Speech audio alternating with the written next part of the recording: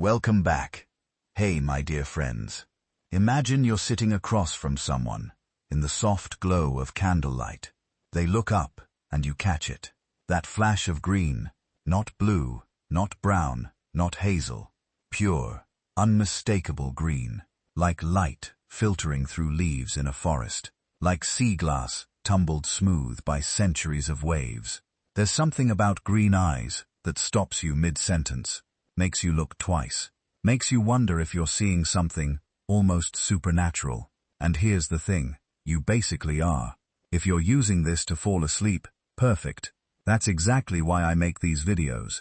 Subscribe if you want, and drop a comment telling me where you are and what time it is. I love checking and seeing Tokyo at dawn, Los Angeles at midnight, someone in Prague having breakfast. All of us fascinated by the same mystery. Out of every 100 people you pass on the street, only 2 will have green eyes. 2 out of 100. That makes green eyes rarer than any other eye color on Earth. Rarer than blue, rarer than hazel, way rarer than brown. Only 2% of the global population carries this trait.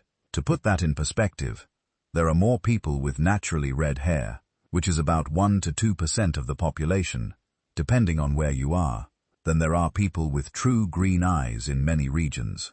But here's where it gets really strange. Despite all our advances in genetics, despite mapping the human genome, despite understanding DNA better than ever before, scientists still cannot fully explain why green eyes exist. They can't tell you definitively why they're so incredibly rare. They can't predict with certainty when or how this trait emerged in human history. It's 2024, and we can edit genes, clone animals, send robots to Mars, but the mystery of green eyes remains unsolved. Think about that for a second. We live in an age where we can trace our ancestry back thousands of years with a simple cheek swab. We can identify genetic markers for hundreds of diseases. We can tell you what percentage Neanderthal you are. But ask a geneticist exactly why your eyes are green, and they'll give you theories, educated guesses, probabilities, not certainties. The story gets even stranger. Green eyes don't actually contain any green pigment at all. Zero. There's no green dye, no emerald-colored molecules, nothing actually green in a green eye. If you could extract the biological material from a green iris and examine it, you'd find brown and yellow pigments. That's it. The green you see, it's an optical illusion, a trick of light scattering through layers of tissue. The same physics that makes the sky blue is what makes green eyes green. So, if green isn't really there, what are we actually seeing? And why does it captivate us so completely? Throughout history, green eyes have been associated with magic, danger, mystery, and desire. Ancient civilizations wrote about them in myths. Medieval Europeans feared them as signs of witchcraft. Poets compared them to emeralds and enchanted forests. Artists struggled for centuries to capture their exact shade on canvas, because green eyes seem to change color depending on the light, the surroundings, even the mood of the person. But beyond the mythology and the romance, there is a genuine scientific puzzle here. Evolution doesn't usually preserve traits that are this rare, unless they serve some purpose. And yet, green eyes persist across generations, scattered sparsely through human populations, concentrated in certain regions, but appearing randomly in others. Some scientists think green eyes emerged around 10,000 years ago, roughly the same time humans developed blue eyes. Others believe they're much older. The genetic mutation responsible involves a gene called OCA2 and another called HERC2.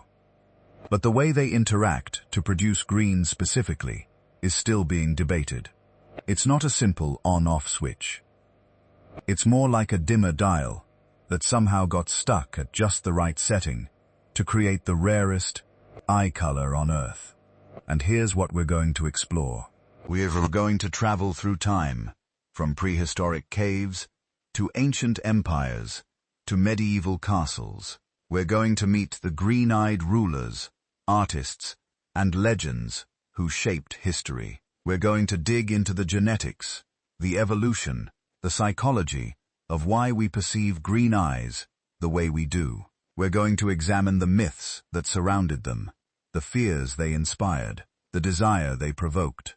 Because the story of green eyes isn't just about biology. It's about human perception, cultural meaning, evolutionary mystery. It's about how something so rare, so unexplained, so seemingly impossible, managed to survive and fascinate us for thousands of years. And nobody knows the full story yet. That's what makes it perfect for tonight. A mystery that science still can't completely solve. A trait that shouldn't exist but does. A color that isn't really there, but everyone can see. Let's begin. Here's something that will blow your mind. Green eyes contain absolutely no green pigment. None. Zero. That emerald color you see looking back from the mirror or across a crowded room, it doesn't actually exist in the physical structure of the eye. It's an optical illusion, a trick of physics that happens in real time every moment someone looks at you. Let's start with the basics, because understanding why green eyes are so rare requires understanding how eye color works at all. And it's not what you learned in high school biology. Your iris, the colored part of your eye, is essentially a complex piece of biological architecture made up of multiple layers. The back layer, closest to the interior of the eye, contains cells loaded with melanin, the same pigment that colors your skin and hair.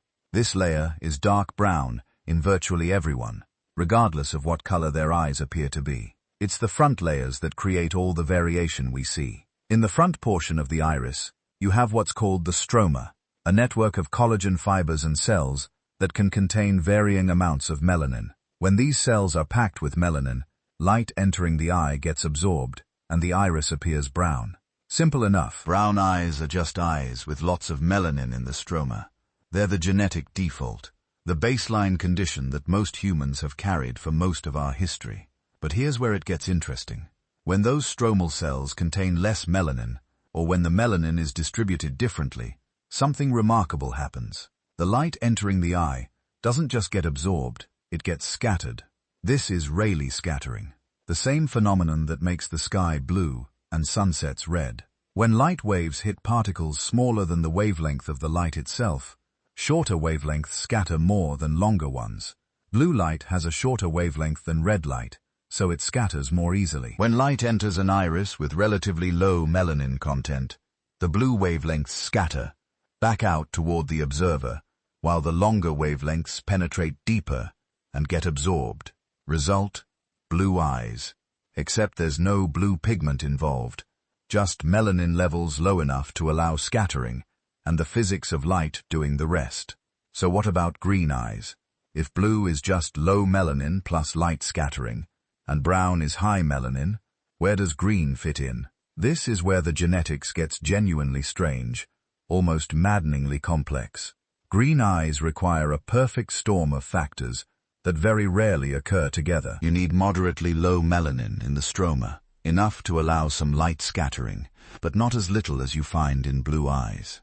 But you also need something else, a yellowish pigment called lipochrome, distributed through the iris. When the blue scattered light combines with this yellow pigment, the result is green. Think of it like mixing paint, except you'd mixing light frequencies and biological pigments in a living structure that light calm, constantly being illuminated from different angles. The balance has to be incredibly precise. Too much melanin and you get brown. Too little and you get blue. The yellow lipochrome has to be present in just the right concentration and distribution. Miss any of these factors by even a small margin, and you don't get green. This is why green eyes are so vanishingly rare. They require multiple independent genetic factors to align perfectly. And those factors are themselves influenced by complex gene interactions that scientists are still working to understand. For decades, biology textbooks taught eye color as simple Mendelian inheritance. Brown was dominant, blue was recessive, and that was basically it. Two brown-eyed parents could have a blue-eyed child if they both carried the recessive gene. Simple, elegant, wrong. The real genetics of eye color involve at least 16 different genes, possibly more. These genes don't work independently. They interact with each other in cascading networks that influence melanin production, distribution, and even the structural properties of the iris itself. Change one gene, and you might shift the whole system toward a different outcome. The two most important genes, the ones that do the heaviest lifting, are called OCA2 and HERC2. Both are located on chromosome 15, right next to each other, which is probably not a coincidence. OCA2 controls the production of the protein that generates melanin in the iris. If this gene is fully functional, you produce lots of melanin, and you get brown eyes. But HERC2, which sits right beside it on the chromosome, acts as a kind of regulatory switch. A specific variation in HERC2 can dial down the activity of OCA2, reducing melanin production without shutting it off completely. When both copies of your HERC2 gene carry this particular variant, melanin production drops low enough that you get blue eyes. When you have one copy of the variant, but not both, or when you have other genetic factors influencing melanin levels, you might land in that narrow middle zone where green eyes become possible. But here's what's genuinely mysterious. What keeps geneticists up at night? We can identify the major genes involved. We can see how they interact. But we still can't predict, with certainty, what color eyes a child will have based on their parents' coke, or even based on their full genetic sequence. Two brown-eyed parents can have a green-eyed child. Two blue-eyed parents can occasionally have a brown-eyed child. Siblings with identical genes at the major eye color loci can have noticeably different eye colors. Something else is happening. Some additional layer of complexity we haven't fully mapped yet. Part of it is that those other 14+ genes all contribute something. Small effects that usually don't matter much, but sometimes combine in unexpected ways. Part of it is environmental factors during development. Subtle variations in how genes get expressed in the growing fetus that can shift the final outcome. And part of it, honestly, is probably just quantum randomness at the molecular level. Individual chemical reactions going one way or another during critical developmental tool. Windows. Effects too small and too numerous to ever fully predict. This is why even identical twins who share literally 100% of their DNA can sometimes have subtly different eye colors. Not dramatically different usually, but measurably so. The same genetic recipe playing out in two different developmental environments, influenced by countless tiny random variations in gene expression timing, chemical concentrations, and cellular interactions. By the way, I'm curious. If you're watching this right now, would you mind commenting where you're watching from and what time it is for you? I'm genuinely interested in how many people with green eyes might be listening to this, in different parts of the world, maybe drifting off to sleep in Dublin while someone else is just starting their day in Delhi. Eye color distribution varies so much by region that you probably spread across every continent. The rarity of green eyes becomes even more apparent when you look at the specific genetic combinations required. You need the right variants in OCA2 and HERC2, obviously, but you also need variants in genes, like SLC24A4, which influences melanin distribution patterns in the iris. You need the right version of TYR, which affects the type of melanin produced. You need specific variants in genes, like IRF4 and TYRP1, that fine-tune pigmentation levels throughout the body. Each of these genes comes in multiple versions, and each version has different effects, depending on what other versions you inherited at other locations. The number of possible combinations runs into the billions, but only a tiny fraction of those combinations produce green eyes. And remember, all of these genes are inherited independently. You get one copy from each parent, chosen essentially at random from their two copies. The odds of getting exactly the right combination from both parents simultaneously are staggeringly low, unless both parents already have genetic variants that push toward green, and blue eyes. This is why green eyes cluster in certain populations, particularly in northern and central League, where those genetic variants are most common. But even there, among populations where green eye variants are relatively frequent, the actual occurrence of green eyes remains low because you need so many factors to align. What's even stranger is that the amount of melanin required for green eyes sits right at a kind of genetic knife edge. Increase melanin production by just 10 or 15%, and the eyes shift to hazel or light brown. Decrease it by a similar amount, and they shift to blue. The window for true green is remarkably narrow. Some researchers think this instability might actually explain why green eyes are often described as changing color in different lighting conditions. They're not actually changing, of course.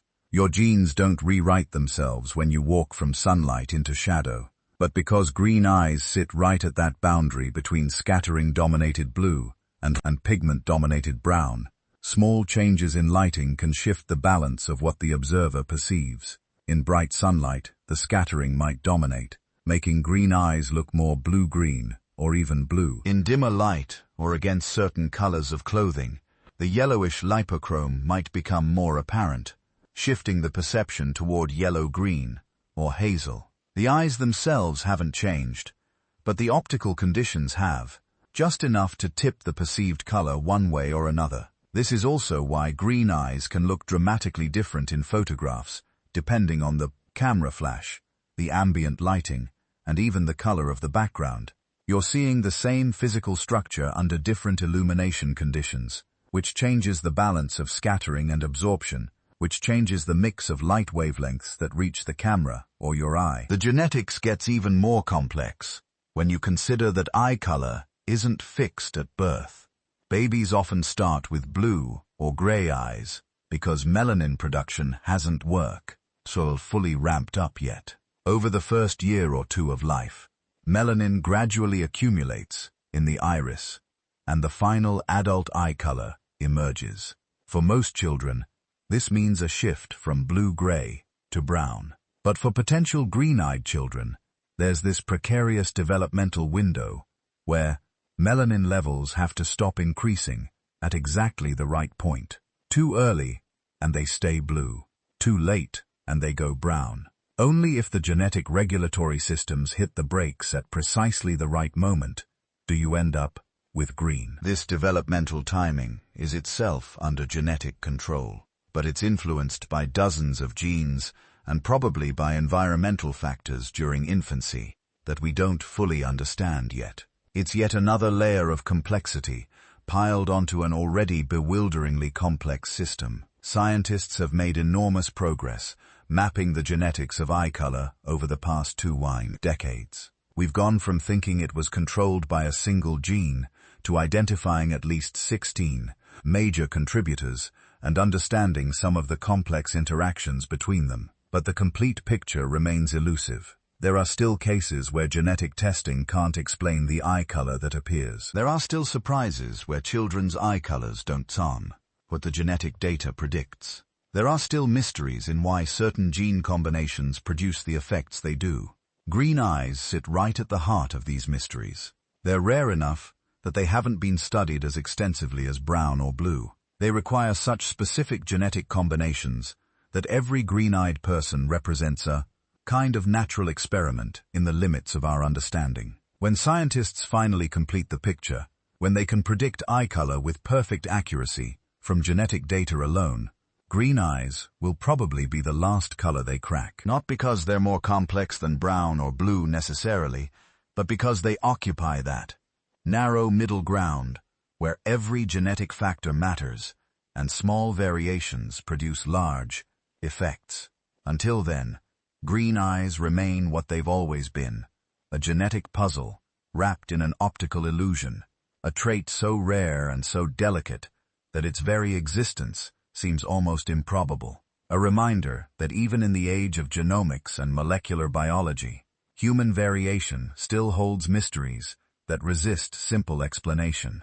And yet, every green-eyed person walking the earth is living proof that somehow, against considerable odds, that perfect storm of genetic factors can align, that billions of years of evolution can produce something as unlikely and as striking as emerald eyes looking back at you from a human face. Let's go back, way back to a time when ice sheets covered half of Europe and the world was a very different place.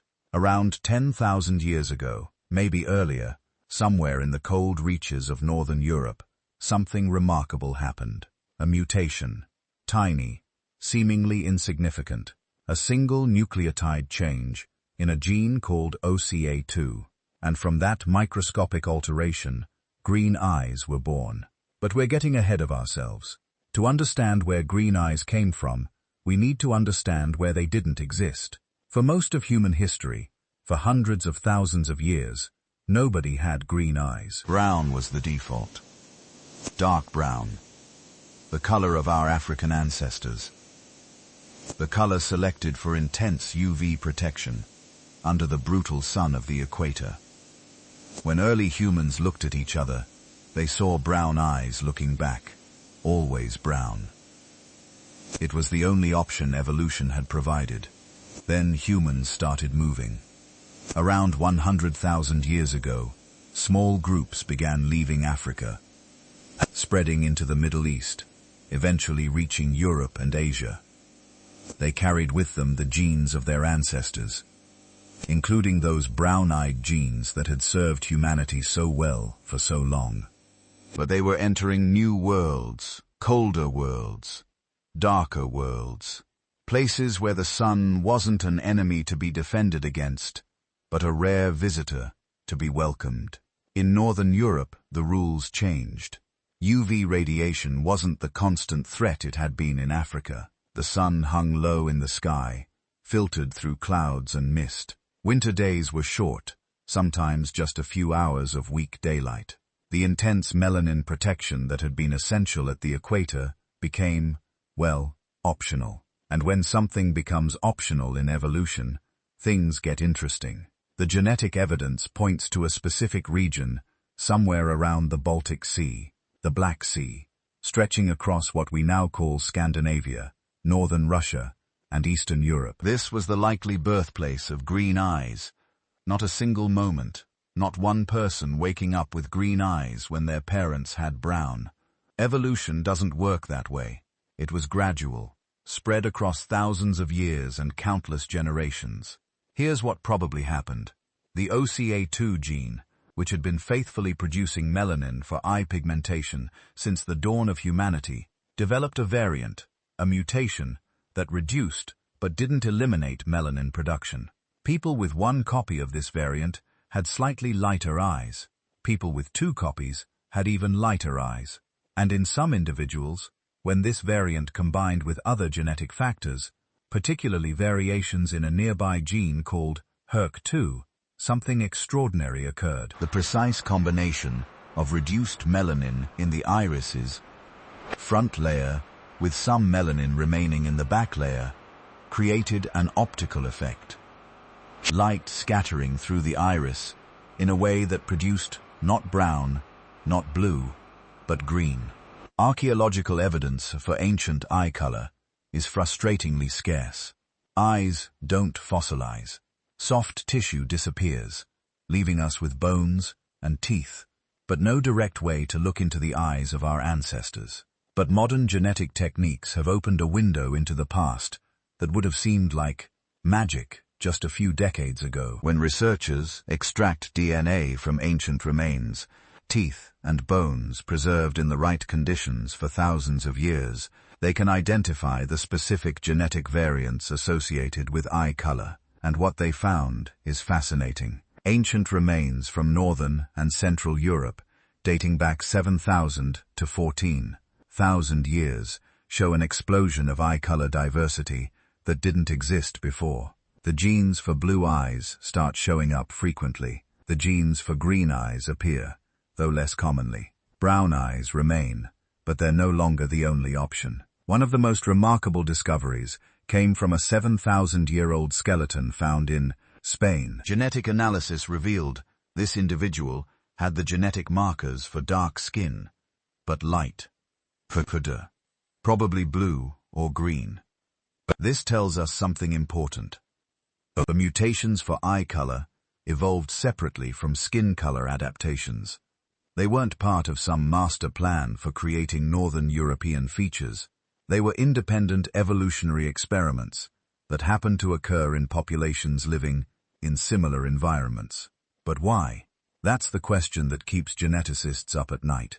Why did green eyes and light eyes generally become common in Northern Europe when they've so rare everywhere else? Was it random genetic drift, or was there some advantage to having green eyes in Ice Age Europe? The honest answer is we don't know for sure. But we have theories, and some of them are pretty compelling. Theory 1. Sexual selection. When humans moved to Northern Europe, they became isolated in small populations. The Ice Age was in full force.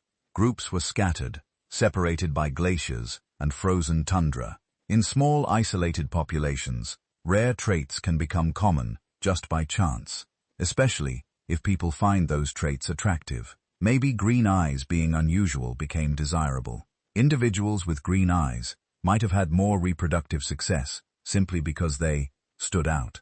Over thousands of years, what started as a rare mutation became relatively common because people with green eyes were more likely to find mates and have children. This is called the founder effect, and it's incredibly powerful in small populations. Think of it like this. You take a bag of marbles, mostly brown, with just a few green ones. Now you reach in and grab just 10 marbles randomly. Maybe you happen to get 3 green ones, just by chance. Now those 10 marbles are your starting population. Suddenly 30% of your population is green instead of the original 5%. Over generations, that proportion could stay high or even increase, even though there was no survival advantage to being green. Theory 2.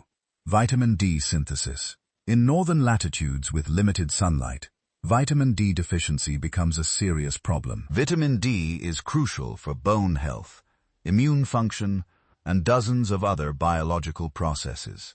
Your body produces it when sunlight hits your skin, but darker skin, which has more melanin, blocks some of that UV radiation. That's great in Africa, where there's too much sun, but problematic in Scandinavia, where there's too little. Lighter skin evolved in northern populations, specifically to allow more vitamin D production. But here's the interesting part. Some researchers think the same genetic changes that lightened skin might have had spillover effects on eye color.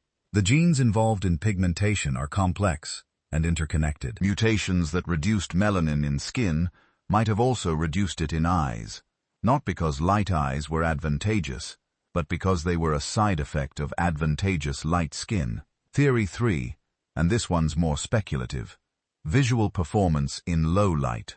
Some scientists have suggested that lighter eyes might provide better vision in the dim, cloudy conditions of Northern Europe. The reasoning goes like this. Less pigmentation means more light can enter the eye, potentially improving vision when light is scarce. But most vision scientists are skeptical of this idea. The amount of light entering the eye is controlled by pupil size, not iris color, and lighter eyes actually cause more light scattering, which can reduce visual acuity. So if there was a visual advantage, it wasn't a simple matter of more light equals better vision. Theory 4. It was completely random. Sometimes evolution doesn't need a reason. Mutations happen. If they're not harmful, they can spread just by chance, especially in small populations. Maybe green eyes spread through Northern Europe, not because they helped anyone survive, but simply because they didn't hurt anyone's survival, and they happened to be present in the small groups that founded Northern European populations. The truth is probably some combination of all these factors. Sexual selection, making them desirable. Genetic drift, amplifying them in small populations.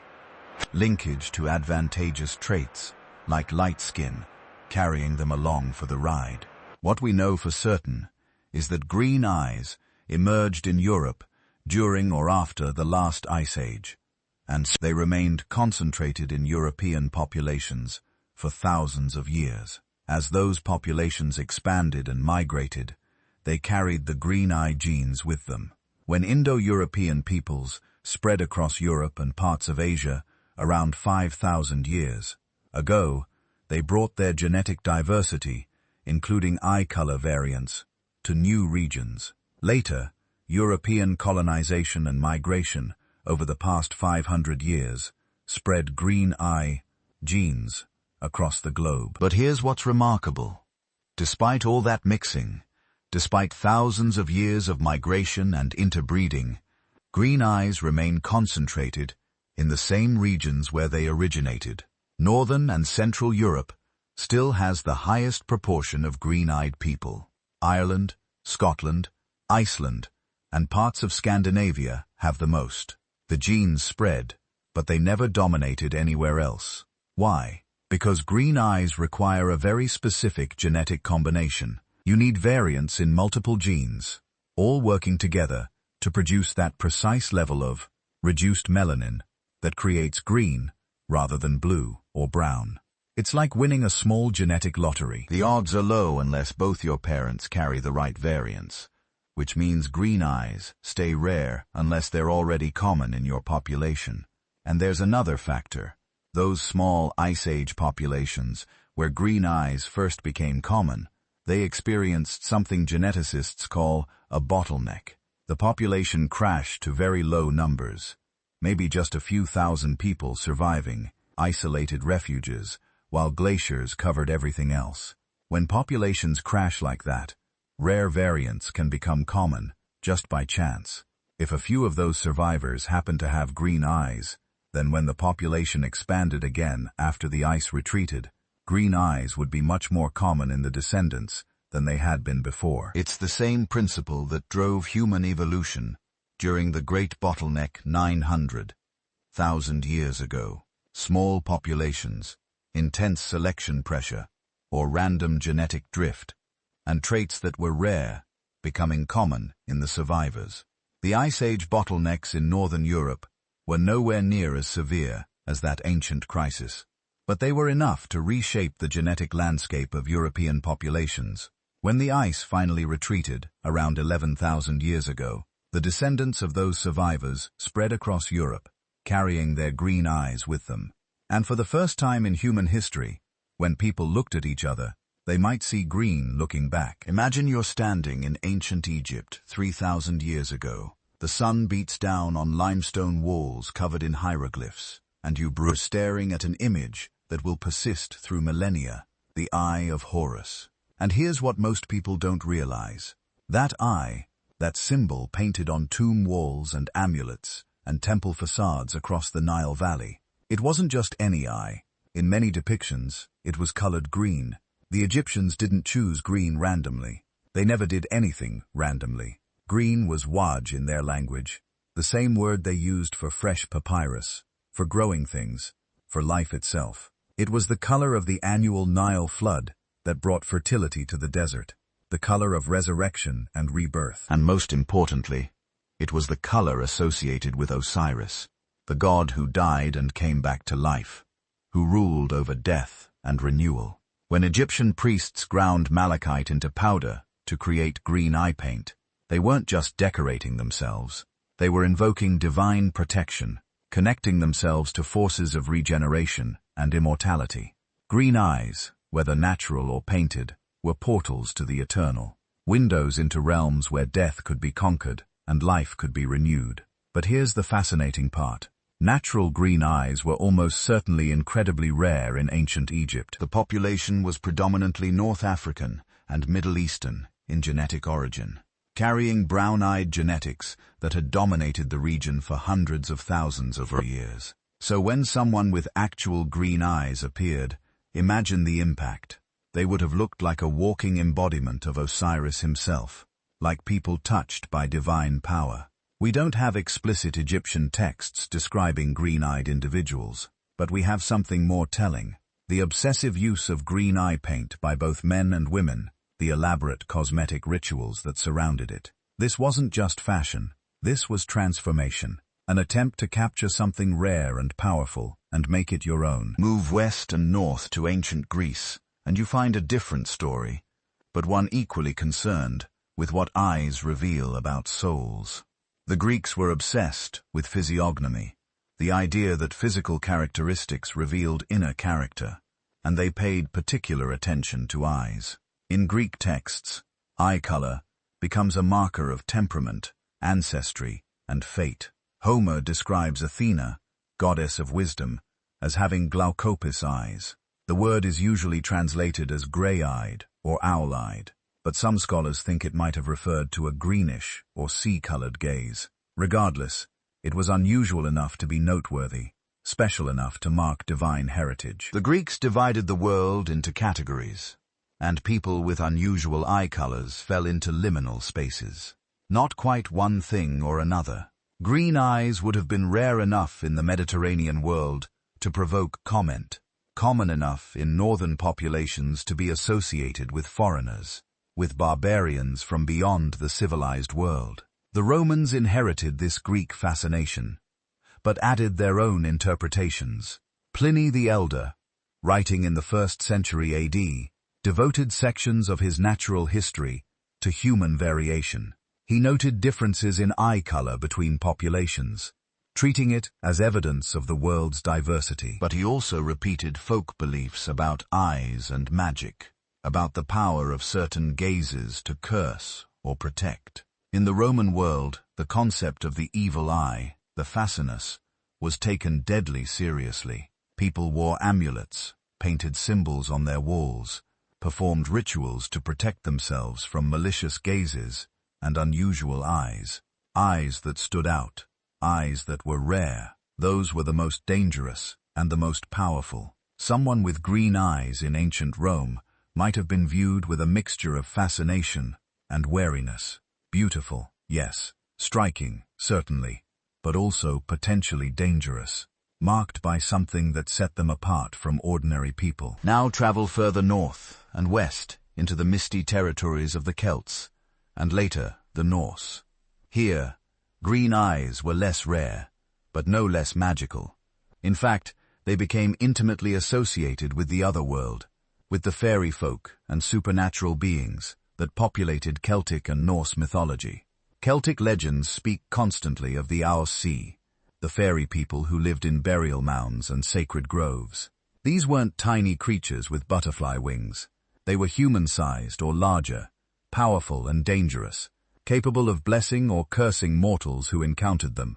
And one of their distinguishing features, repeated across countless tales, was their unusual eyes. Green as new grass, green as deep forest pools, green as things that shouldn't be green.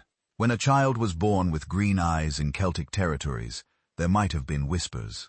Changelings, the story said, fairy children left in place of human babies. Or perhaps the child carried fairy blood, descended from unions between mortals and the otherworld folk.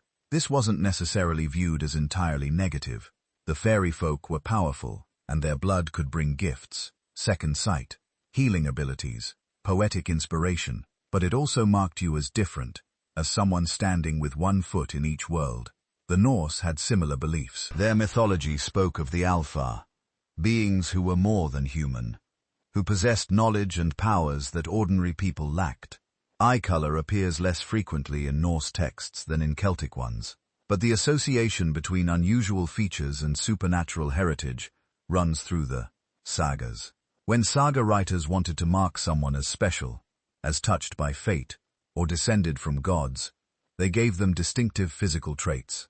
Green eyes would have fit perfectly into this category, common enough in northern populations that everyone knew what they looked like, rare enough that they remained noteworthy. A person with green eyes might be viewed as lucky, as carrying the favor of the gods, or they might be viewed with caution, as someone whose fate was entangled with forces beyond mortal understanding. Shift east and south to the Middle East, and green eyes acquire yet another layer of meaning. In Arabic and Persian folklore, the jinn, those beings made of smokeless fire who inhabited the spaces between the human and spirit worlds. They were often described with striking, unusual eyes, sometimes golden, sometimes green as emeralds. The connection between green eyes and supernatural power ran deep in Middle Eastern tradition. They were considered both beautiful and potentially dangerous. The evil eye, Alain, in Arabic, was a constant concern. And eyes that were unusual, that caught attention, that stood out, those were believed to carry more powerful blessing or cursing. But there was also an association between green eyes and wisdom, particularly mystical or esoteric knowledge. In some Sufi poetry, green eyes become metaphors for spiritual insight, for the ability to see beyond the surface of things into deeper truths. This might have been pure symbolism, but it might also have been influenced by actual people with green eyes who became famous as teachers, poets, or mystics. The rarity of green eyes in Middle Eastern populations would have made them all the more striking. Most people in the region carried genetics for brown eyes inherited from ancient populations that had lived there for hundreds of thousands of years. So when someone appeared with green eyes, perhaps from mixed ancestry, or a rare genetic variation, they would have stood out dramatically. Now travel further east to ancient China, and you encounter a world where green eyes were so rare, they might as well have been mythical. Chinese civilization developed in relative isolation, with population genetics dominated by East Asian variants that produced dark eyes almost universally. Green eyes would have been virtually unknown, except through occasional contact with Western traders or nomadic peoples. Chinese texts from various periods mentioned people with unusual eyes, typically describing them as coming from the far west, from the mysterious kingdoms beyond the Taklamakan Desert. These weren't just geographic descriptions. They were markers of otherness, of people from realms so distant they might as well be imaginary. When Buddhist missionaries began arriving in China during the Han Dynasty, some may have carried genetics for lighter eyes, inherited from populations in Central Asia or even further west. Descriptions of certain Buddhist teachers mention their unusual appearance. Chinese descriptions of certain Buddhist teachers mention their unusual appearance, including their eyes.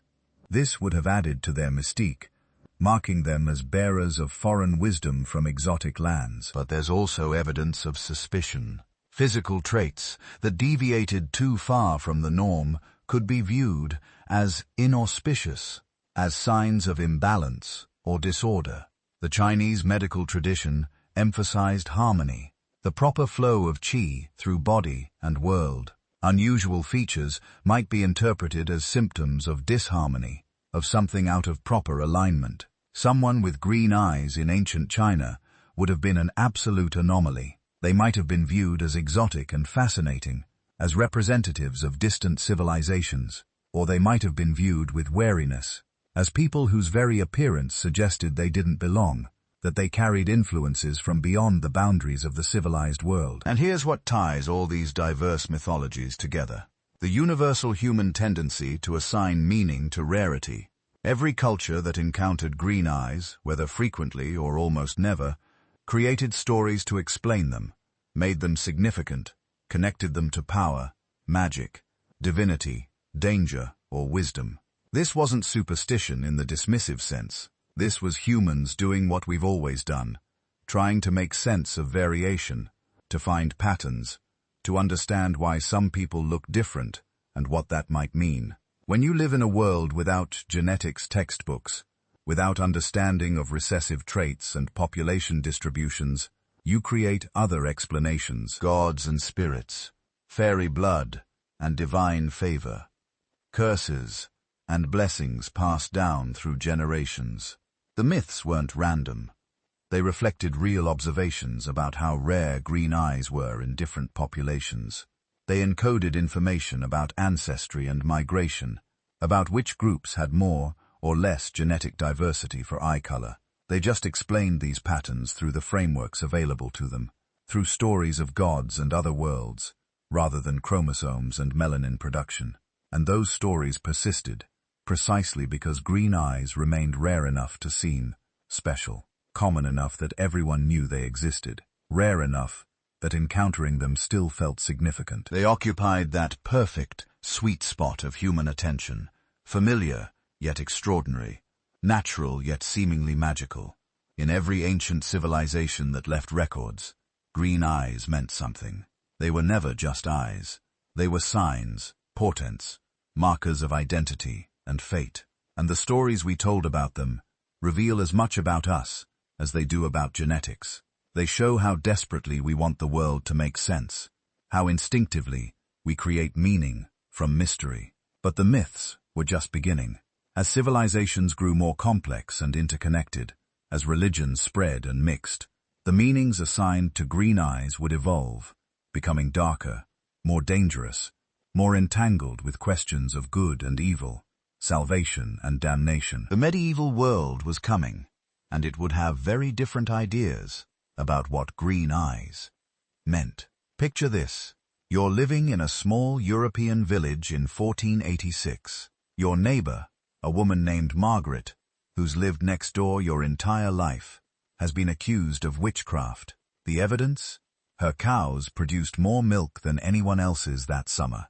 She knew which herbs to use when the blacksmith's daughter fell ill, and most damning of all, she had eyes the color of spring moss, an unnatural green that seemed to shift and change in the candlelight. 3 weeks later, she burns. This wasn't fiction. This was reality for thousands of people across medieval Europe. And if you had green eyes, you were walking a razor's edge between fascination and execution. The medieval period, roughly 500 to 1500 CE, was a time when the human mind desperately tried to make sense of a world that seemed ruled by chaos. Plague could wipe out a third of a village in a week. Crops failed for reasons nobody understood. Children died of fevers that appeared from nowhere. In the absence of scientific understanding, people looked for other explanations. They looked for signs of the devil's work, and sometimes they looked at eye color. Here's what made green eyes particularly dangerous during this period. They were rare. Population genetics from medieval European skeletal remains suggests only about 1 to 2% of the population had truly green eyes. Like other rare traits, eye color was immediately visible. Eye color was immediately visible. You couldn't hide it.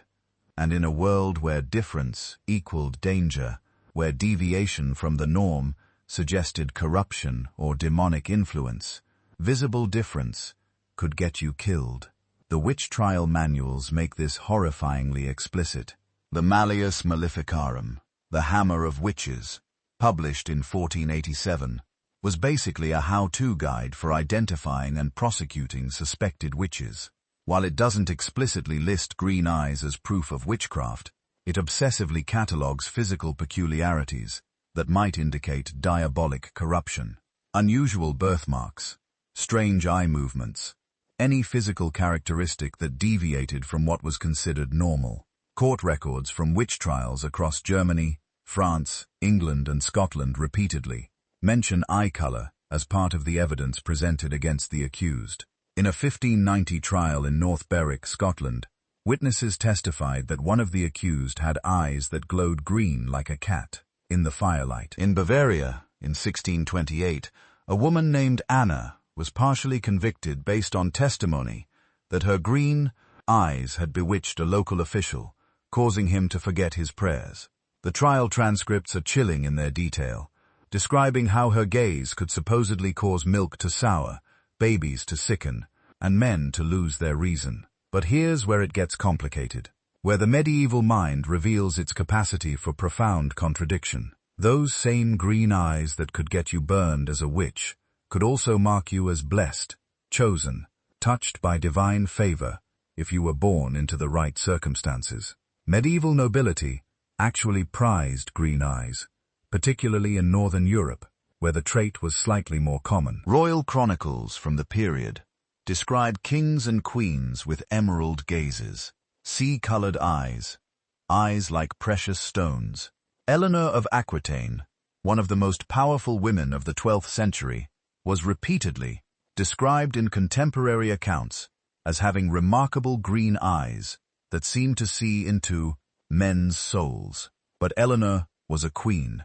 The village herbalist with the same eye color was a witch. The difference wasn't the eyes, it was the power. Medieval illuminated manuscripts reveal this paradox beautifully. In religious art, saints and blessed figures are sometimes depicted with green eyes, particularly when the artist wanted to emphasize their connection to the natural world, or their role as healers. Saint Hildegard of Bingen, the 12th century mystic and healer, is shown in several contemporary illustrations with green eyes that seem to glow with divine wisdom. But in the same manuscripts, demonic figures, succubi, tempters, and servants of Satan are also painted with green eyes, though usually with a more yellow-green, serpentine quality. The artists were trying to capture something real about medieval perception. Green eyes were liminal, existing between categories, not quite brown, not quite blue, shifting with the light and the viewer's angle. In a world obsessed with clear categories, with bright lines between good and evil, saved and damned, holy and corrupt, green eyes represented dangerous ambiguity. Medieval medicine, such as it was, couldn't explain this ambiguity. It could only try to fit it into existing frameworks, and the dominant framework was humoral, theory inherited from the ancient Greeks, and systematized by physicians like Galen. According to humoral theory, all human characteristics resulted from the balance of 4 bodily fluids: blood, phlegm, yellow bile, and black bile. Eye color was thought to be determined by which humors were dominant in a person's constitution. Blue eyes, the medical texts explained, resulted from cold, moist, phlegmatic humors. Brown eyes came from hot, dry, choleric humors. But green was problematic. Some medieval physicians argued it indicated a perfect balance of humors, a temperate constitution that was neither too hot nor too cold, too moist nor too dry. This would explain why green-eyed individuals seem to have unusual abilities or perceptions. They were perfectly balanced, ideally suited to see the world clearly. Other physicians took a darker view. They suggested green eyes indicated corruption of the humors, a mixing of bile with phlegm that produced not balance, but contamination. This theory conveniently supported the association of green eyes with witchcraft and demonic influence. If your humors were corrupted, perhaps your soul was too. The 13th century physician Gilbertus Anglicus wrote extensively about eye color in his medical compendium. He noted that patients with green eyes seemed more susceptible to certain ailments, particularly those involving visions or altered states of consciousness. He recorded cases of green-eyed patients who reported vivid dreams, prophetic visions, the ability to see things others couldn't. Was this evidence of medical insight or medical prejudice? We can't know, but his observations influenced medical thinking for centuries. For ordinary people living with green eyes during this period, survival required constant navigation of these contradictory beliefs. If you were wealthy or well-connected, you might emphasize the associations with nobility and divine favor. You might commission portraits that highlighted your unusual eye color, marking you as special, chosen, blessed. If you were poor or marginalized, you learned to avoid direct eye contact, to keep your gaze lowered, to minimize the one physical feature that marked you as different. Some people tried to hide their eye color entirely. Historical records mention various folk remedies and techniques meant to darken or change eye color. Drops made from walnut husks, poultices of crushed herbs applied to the eyelids, even surgical procedures that attempted to alter the iris. None of these worked, of course, but the fact that people tried reveals how dangerous it could be to look different. The literature of the period reflects this ambivalence. In medieval romances, green-eyed characters appear as both heroic and villainous figures. In the 12th century romance of Alexander, the title character's companion, Bucephalus, is described as having human-like green eyes that mark him as a magical creature, neither fully animal nor fully human. In the 14th century poem, Piers Plowman, a false prophet is identified partially by his unsettling green gaze. But perhaps the most telling literary treatment comes from the medieval Arthurian legends. Morgan Le Fay, Arthur's half-sister, and the most powerful enchantress in the mythology, is almost always described as having green eyes in the medieval texts. But Morgan is neither purely good nor purely evil. She's complex, ambiguous, sometimes helping Arthur, sometimes working against him. Her green eyes are presented as the physical manifestation of this ambiguity, the outward sign of someone who exists between worlds, who can see paths others cannot. This gets at something profound about medieval thinking. The people of this era weren't stupid or ignorant. They were trying to understand a complex world with the tools they had. And what they saw when they looked at green eyes was genuinely unusual, a rare trait that seemed to correlate with other unusual characteristics. The mistake wasn't in noticing the correlation. It was in the explanation they constructed. Some individuals with green eyes probably were more observant, more perceptive, not because of the eye color itself, but because being noticeably different from childhood might make you more attuned to social dynamics, more careful about reading situations and people. The heightened awareness that comes from being marked as other could look like magical perception to observers who didn't understand the psychological mechanisms at work. Others with green eyes might have gravitated toward roles like healing or midwifery, precisely because those were positions where their difference could be reinterpreted as positive rather than threatening. If people already think your unusual eyes give you special sight, becoming a healer lets you lean into that perception in a socially acceptable way, at least until the witch trials started. By the late medieval period, roughly 1450 to 1600, the persecution reached its peak. Tens of thousands of people, mostly women, were executed for witchcraft across Europe.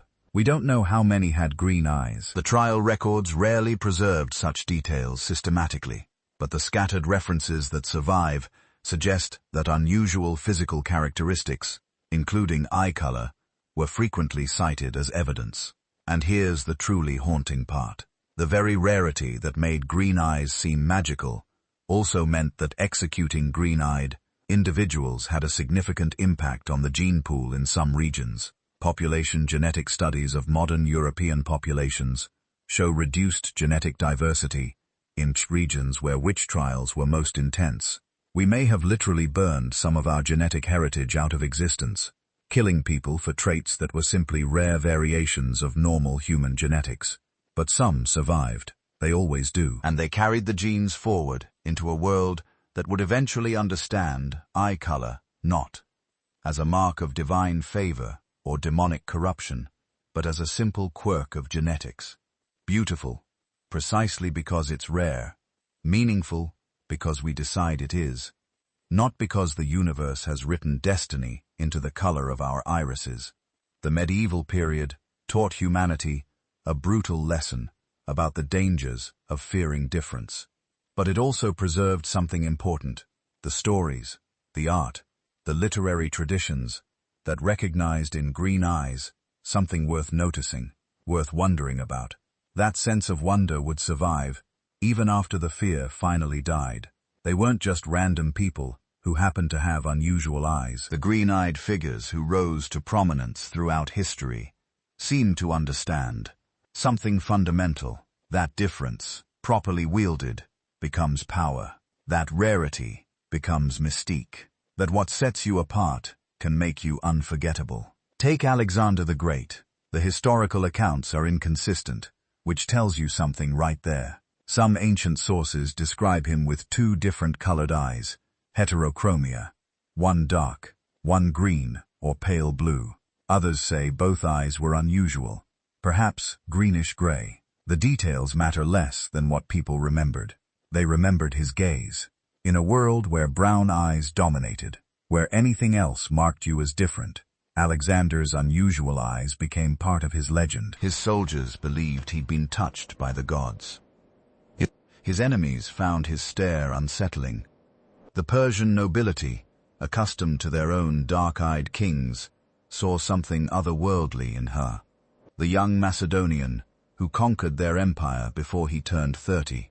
But here's what's fascinating. Alexander understood the power of his appearance.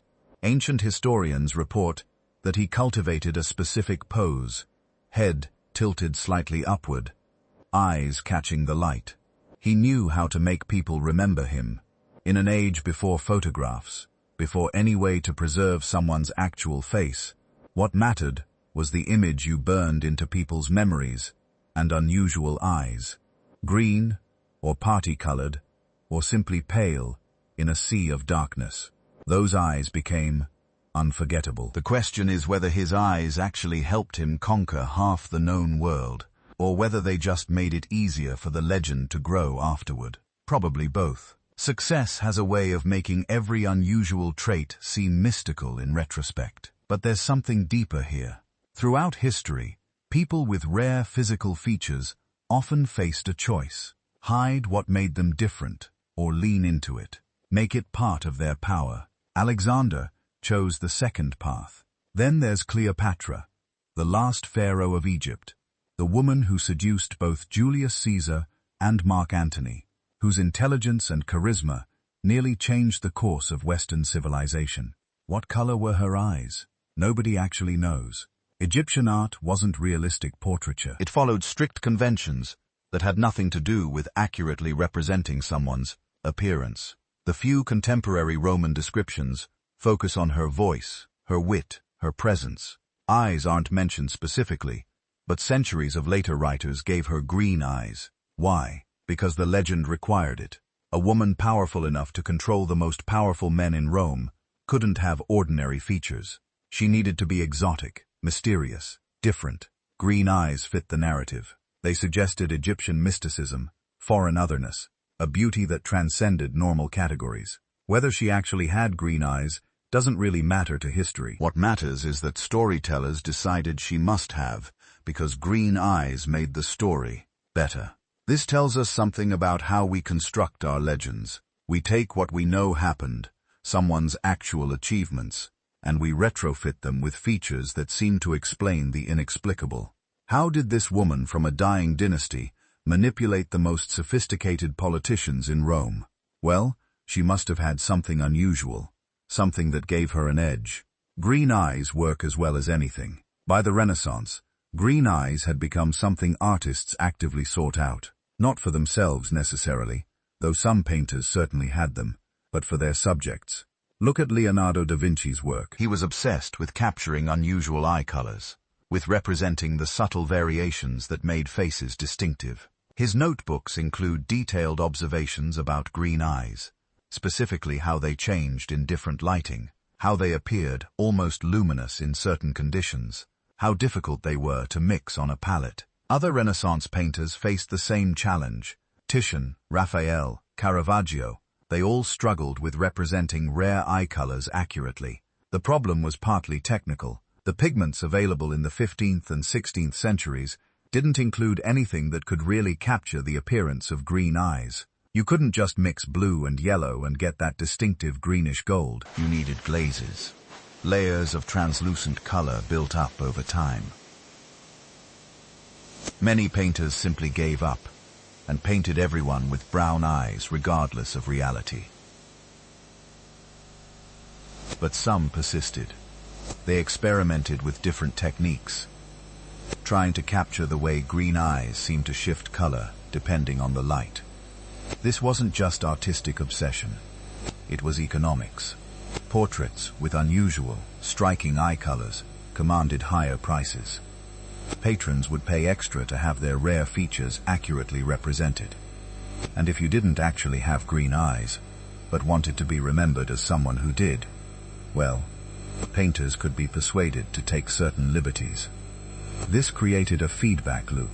Wealthy patrons wanted to be painted with striking features. Artists who could deliver those features got more commissions, and anyone looking at these portraits centuries later would see a world full of green-eyed nobility, whether or not that reflected reality. The Renaissance literally painted green eyes into prominence. Then came Napoleon. The accounts are more reliable here because we're dealing with modern history. Photographs were just around the corner, and dozens of people left written descriptions. Most agree his eyes were unusual, not pure green, but a kind of greenish-gray, that appeared to change depending on his mood and the lighting. Some observers found them piercing.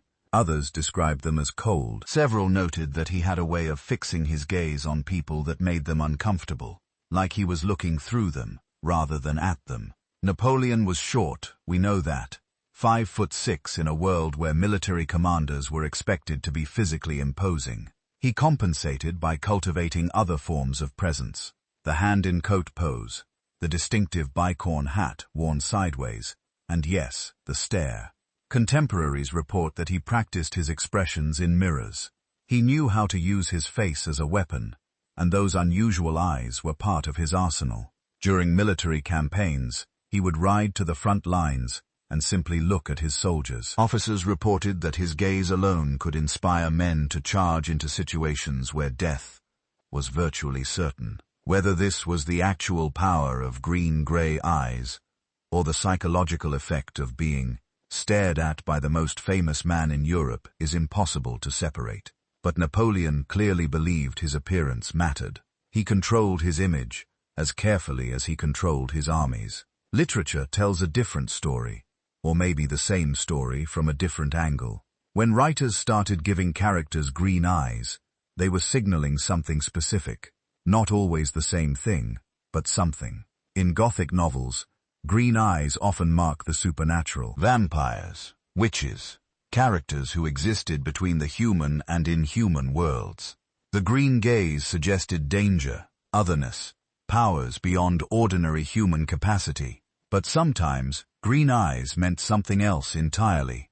Innocence, marked by difference. Heroines with green eyes were special, set apart, worthy of the reader's particular attention. The rare eye color became a kind of literary shorthand. This character matters. This character is unique. Pay attention.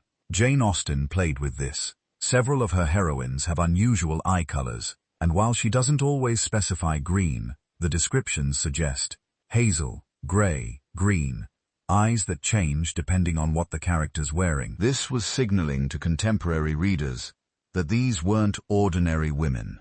They had the wit, the intelligence, the independence that the rare eye color represented.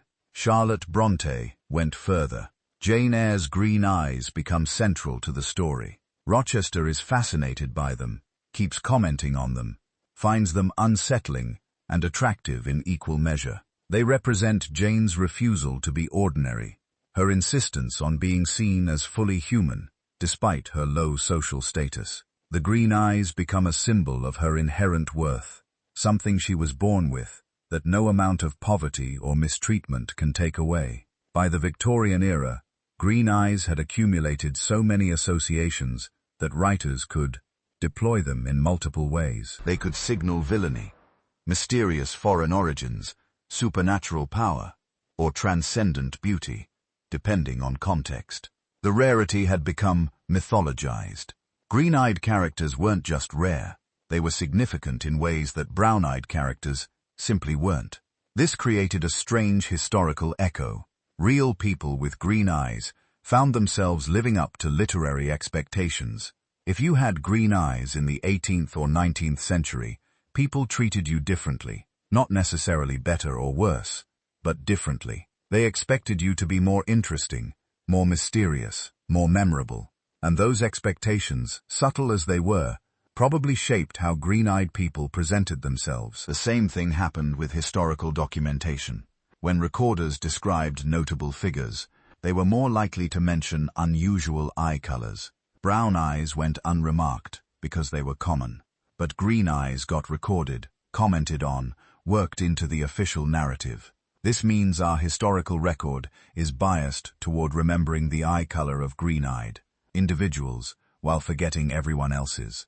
So when we look back through history and see all these famous green-eyed figures, we need to ask ourselves, were they actually more successful, more influential, more memorable, or do we just remember their eye color because it was unusual, while forgetting the equally successful brown-eyed people who stood beside them? The answer is probably both. Having rare features genuinely can provide advantages. It makes you memorable. It gives you something distinctive that people associate with you specifically. In politics, in art, in any field where personal recognition matters, being physically distinctive helps. But the myth also creates the reality. Once green eyes become associated with power, mystery, and significance, people with green eyes start being treated as more powerful, mysterious, and significant. The expectation becomes self-fulfilling, and so the legend grows. Alexander's piercing gaze, Cleopatra's exotic allure, Napoleon's intimidating stare. Each generation adds new names to the list. New green-eyed figures, whose success seems somehow connected to their rare trait. Whether the connection is real or imagined doesn't really matter anymore. The story has taken on a life of its own. Imagine you're an evolutionary biologist, but not in a lab. You're standing on a wind-swept hill somewhere in ancient Eurasia, watching a small band of humans move across the landscape. The air is cold. The light is thin and slanting. People huddle around a fire, faces glowing orange in the dusk. One of them turns toward you, and in that moment, the firelight catches their eyes. Not brown, not blue, green. In evolution, that shouldn't just be an aesthetic detail. It should be a clue. A sign that something about those eyes helped their owner survive, or find a son, or raise more children than the people around them. Because that's the basic rule of natural selection. Traits don't just persist for no reason. Over thousands of generations, evolution is merciless. Anything that's costly, anything that's neutral in a harsh environment, tends to get worn away. So why did this strange in-between color survive? Why do green eyes exist at all? To answer that, you have to think the way evolution thinks. It doesn't plan or design or prefer beauty for its own sake. It keeps what works. It discards what doesn't. And sometimes it lets odd little quirks slip through, then slowly magnifies them for reasons that only become obvious in hindsight. With green eyes, we're still trying to figure out which of those stories is true. Start with the simplest idea, survival. In many parts of the world, dark eyes dominate because they work like built-in sunglasses. The extra melanin in brown irises absorbs more light, protecting delicate structures inside the eye from UV damage. In places where the sun is brutal, where glare reflects off water, rocks, and sand, that's an advantage. More protection, fewer eye problems, better chances of surviving long enough to have children. But green eyes don't follow a straightforward survival story like that. They're not heavily pigmented like dark brown, and they're not as depigmented as light blue. They sit somewhere in the middle, a compromise built from a thin layer of melanin and the way light scatters through the iris. Green isn't a pigment at all. It's an optical illusion created by structure and physics. So, the question becomes, why did this illusion catch on? One theory doesn't start with survival at all. It starts with attraction. Think about a small, isolated population somewhere in prehistoric Europe or Western Asia. Winter is long. Resources are scarce. Everyone knows everyone. Faces are familiar, almost interchangeable. And then one day, a child is born, with eyes just a little different, lighter, stranger, not brown like almost everyone else. There's a hint of color that nobody can quite name. Maybe that difference doesn't help them hunt. Maybe it doesn't keep them any warmer, but it does something else. It makes people look. In evolutionary terms, that's not trivial. The psychological phrase for this is sexual selection. Traits that help you survive are one thing. Traits that make other people choose you as a mate are another. Peacock tails don't help peacocks escape predators. They actually make it harder, but they persist because peahens like them. Over time, preference can be as powerful as predation. Some researchers think light eyes in general, and green eyes specifically, might have followed a similar path. In small northern populations after the last ice age, where food was somewhat more secure and death rates slightly lower, the strict hand of natural selection may have loosened, just enough for aesthetics to matter. Unusual eye colors could have become signals of uniqueness, health, or simply not closely related to me, which is also useful in a small gene pool. If generation after generation, people with these rare, striking eyes were chosen just a little more often as partners, Their genes would spread slowly at first, then faster, until one day a neighborhood, a valley, maybe an entire region, has a noticeable number of individuals with green or hazel or blue eyes. Under this view, green eyes are less like armor and more like a song, not built for survival in the narrow sense, but for attracting attention in a world where attention could mean offspring. But sexual selection is only one possible story. Another begins far from romance, with the soft, pale light of northern winters and the problem of vitamin D. Your body can make vitamin D when sunlight hits your skin, but at high latitudes, that sunlight is weak for large parts of the year. Over time, humans in northern regions developed lighter skin, a reduction in melanin that allowed more UV radiation to penetrate and trigger vitamin D production. People with slightly lighter skin had fewer problems with bone development, immune function, and pregnancy. They survived and reproduced at higher rates. Some scientists argue that eye color may be pulled along by this same process. The genes that influence skin, hair, and eye pigmentation are intertwined. Change one, and others can move with it. If natural selection was strongly favoring lighter skin in low UV environments, that pressure might have relaxed the old dominance of dark eyes too. A whole range of new eye colors from blue to hazel to green could have emerged and persisted in these populations as a kind of side effect of adaptation to latitude and sunlight. Under the vitamin D hypothesis, green eyes don't necessarily do anything special by themselves. They're passengers, traveling with other pigment changes that were directly useful. Their existence is a shadow, cast by the sun angle over ancient Europe. But not everything in evolution is purpose-driven, even in that indirect way. Sometimes things happen simply because of chance. Picture a tiny village 10,000 years ago, maybe 50 people. Everyone related in one way or another. A few families dominate the local social structure. One of them carries a rare version of an eye color gene, a combination that produces green eyes. Now imagine a harsh winter, disease, bad luck, a failed harvest. Many families die out entirely, but the family with the green-eyed lineage survives, not because of their eye color, but because they happen to be camped in a slightly better location, or had better stored food, or just got lucky. In population genetics, this is called genetic drift, random changes in which lineages survive independent of their traits. When populations are small and isolated, drift can dramatically reshape the genetic landscape in just a few generations. Rare traits can become common. Common traits can disappear. No advantage, no plan. Just the roll of evolutionary dice.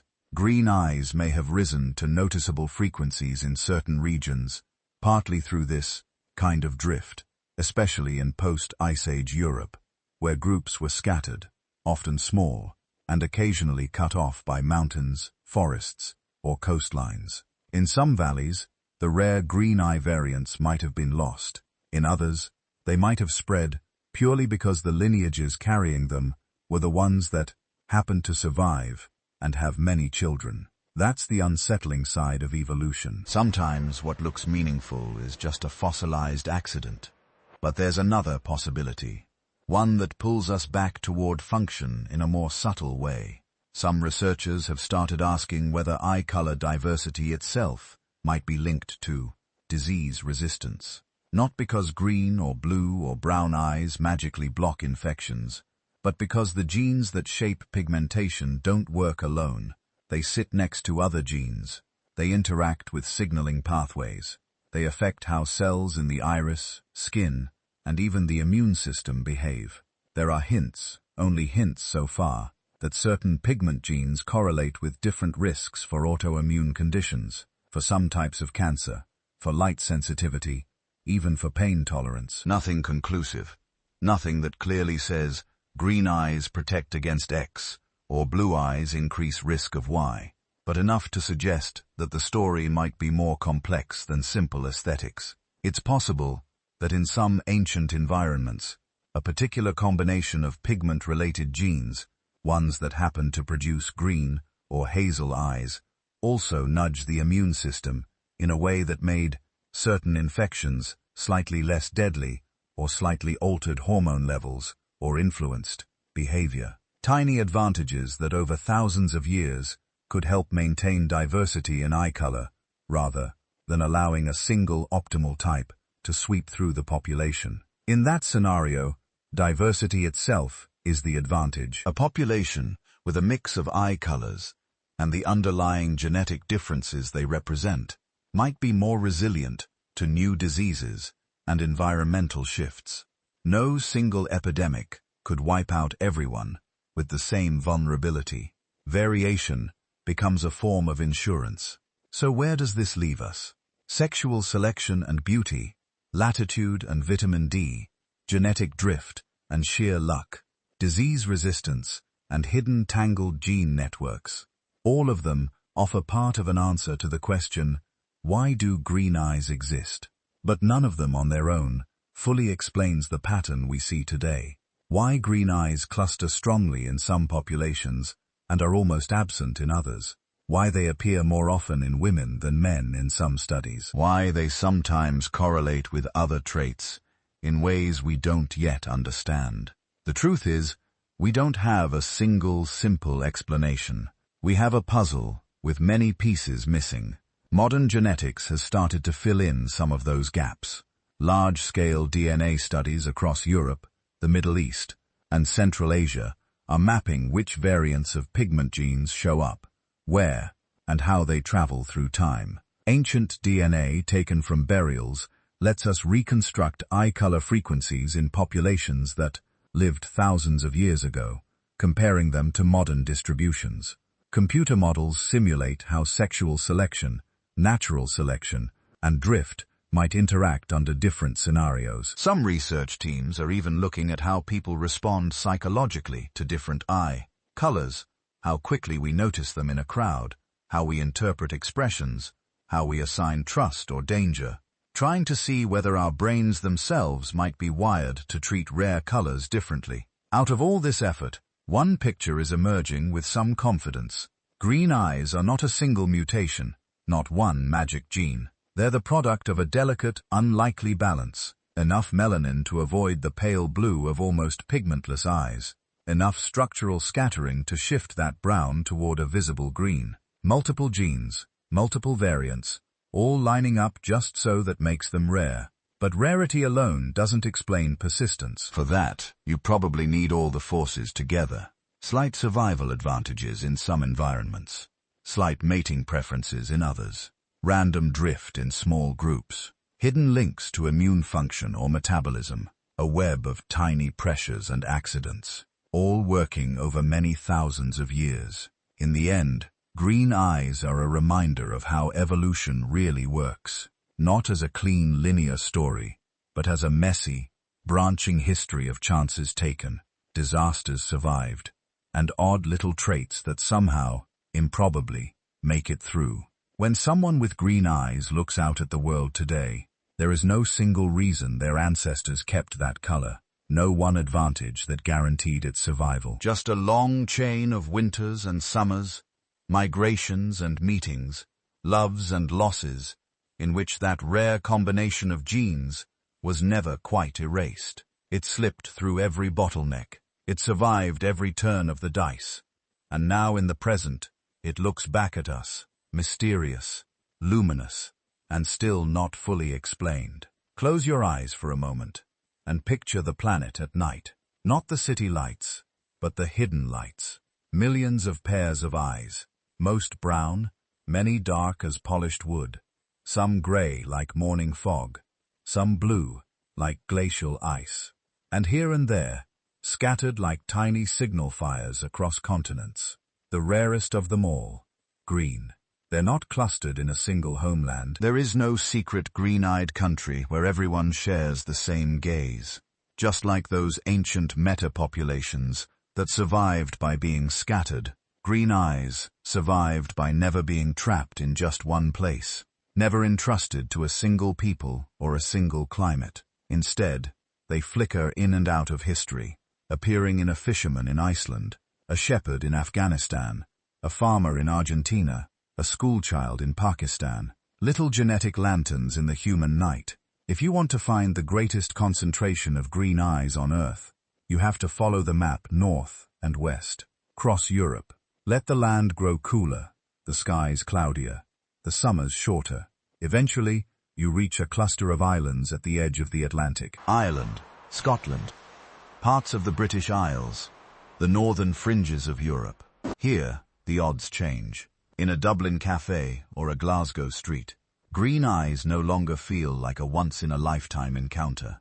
Studies suggest that in Ireland and Scotland, a striking proportion of people have green or blue-green eyes, far higher than the global average.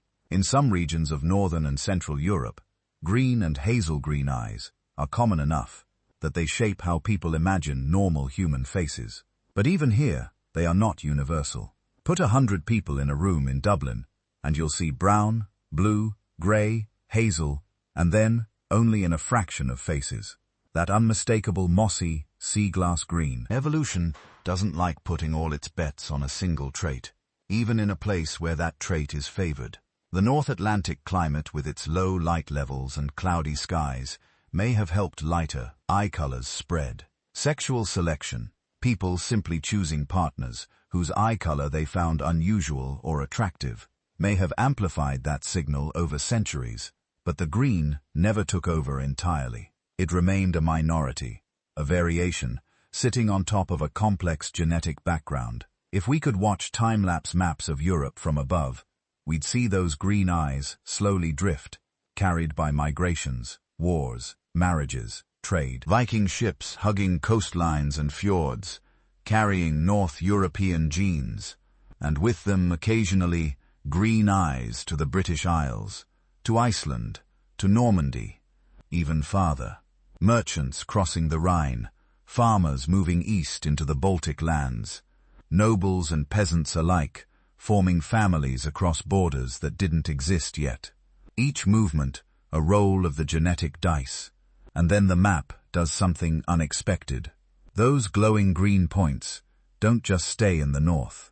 They reappear thousands of miles away, in lands that seem at first glance completely disconnected.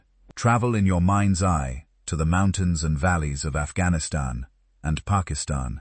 Harsh ridges, high passes, a land that has seen armies, caravans, empires rise and crumble. Walk through a village market, past stalls of spices and fabrics, and look closely.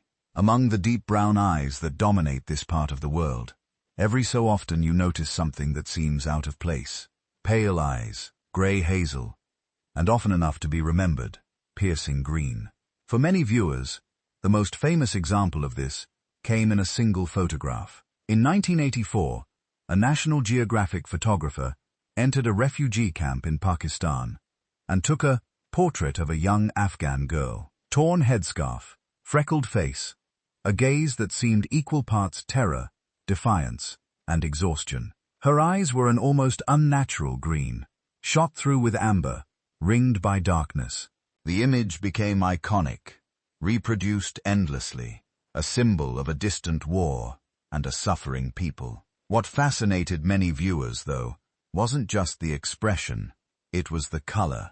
How could a girl from the mountains of Afghanistan have eyes that looked to Western observers like those of a Celtic child from the coast of Ireland? But that assumption that green eyes belong to Europe and somehow strayed into Asia is itself a Celtic modern myth. The truth is more complicated and more interesting. The lands of Afghanistan, Pakistan, and Central Asia sit on one of the great crossroads of human history. For tens of thousands of years, this region has been a highway, a meeting point for populations from every direction. Some scientists and historians point to the legacy of steppe nomads, Indo-Iranian tribes, Scythians, Sarmatians, later Turkic and Mongol peoples. Others look to the armies of Alexander the Great, pushing eastward from Macedonia in the 4th century BCE, leaving garrisons, intermarriages, and mixed descendants in places like Bactria and the Hindu Kush. It's tempting to imagine green eyes in those phalanxes and cavalry units carried along the dusty tracks of Central Asia.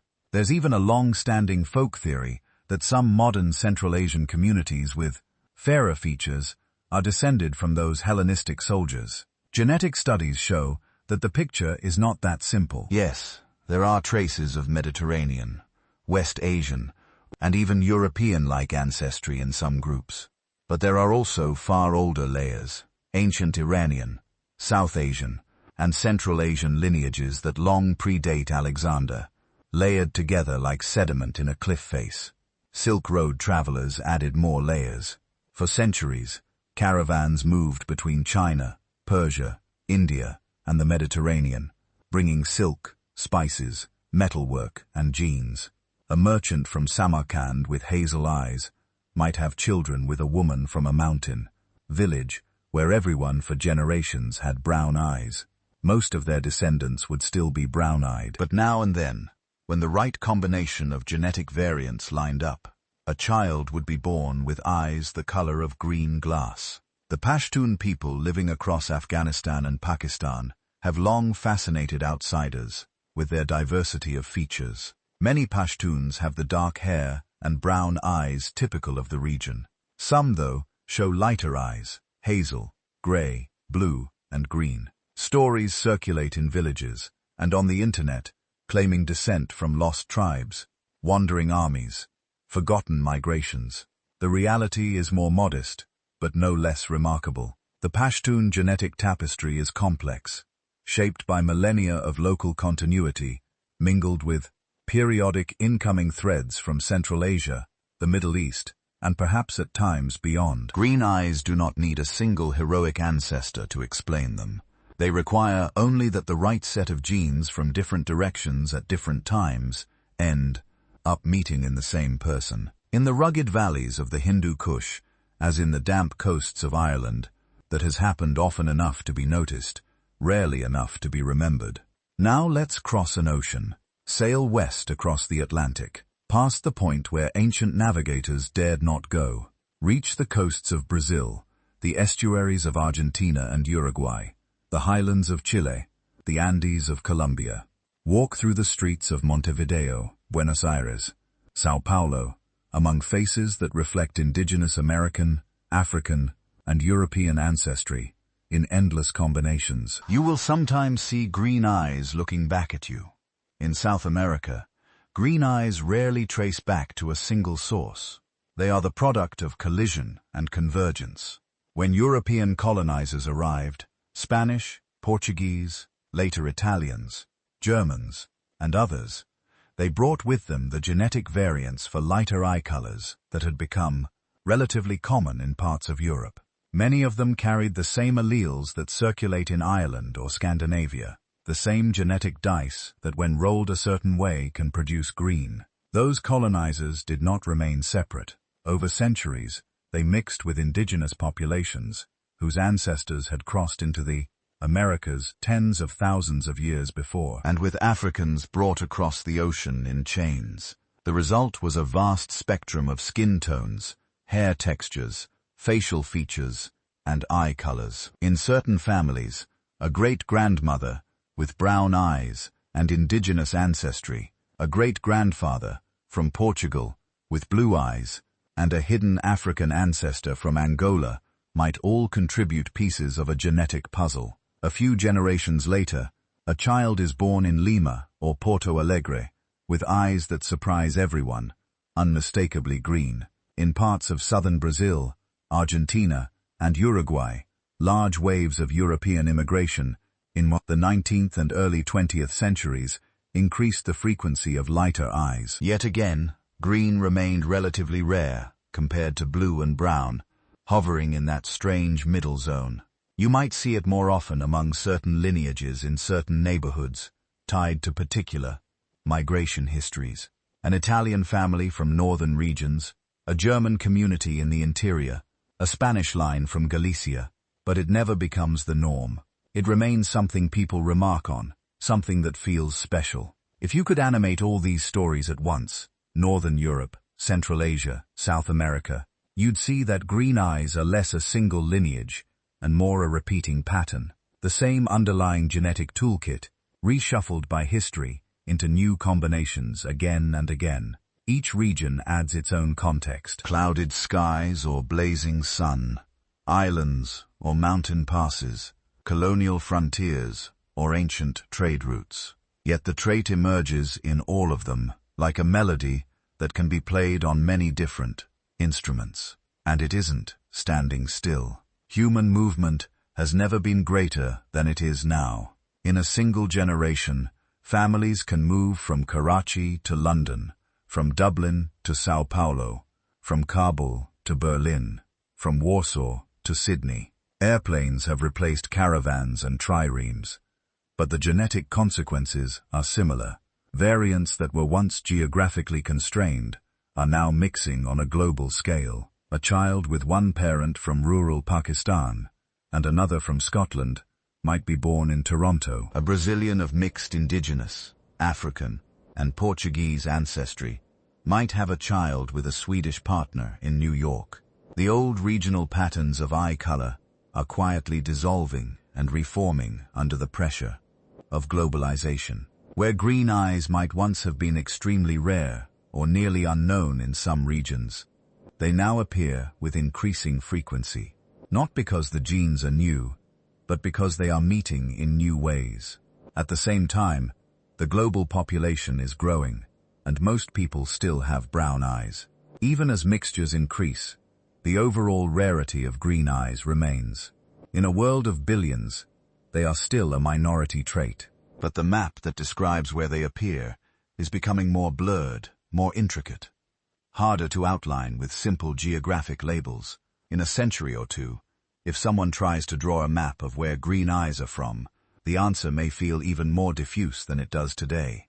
They will belong to no single country, no single ancestry, no single story. They will be the quiet legacy of ancient survivors, of migrating farmers and conquering armies, of Silk Road merchants and colonial ships, of refugees and students boarding flights to new lives.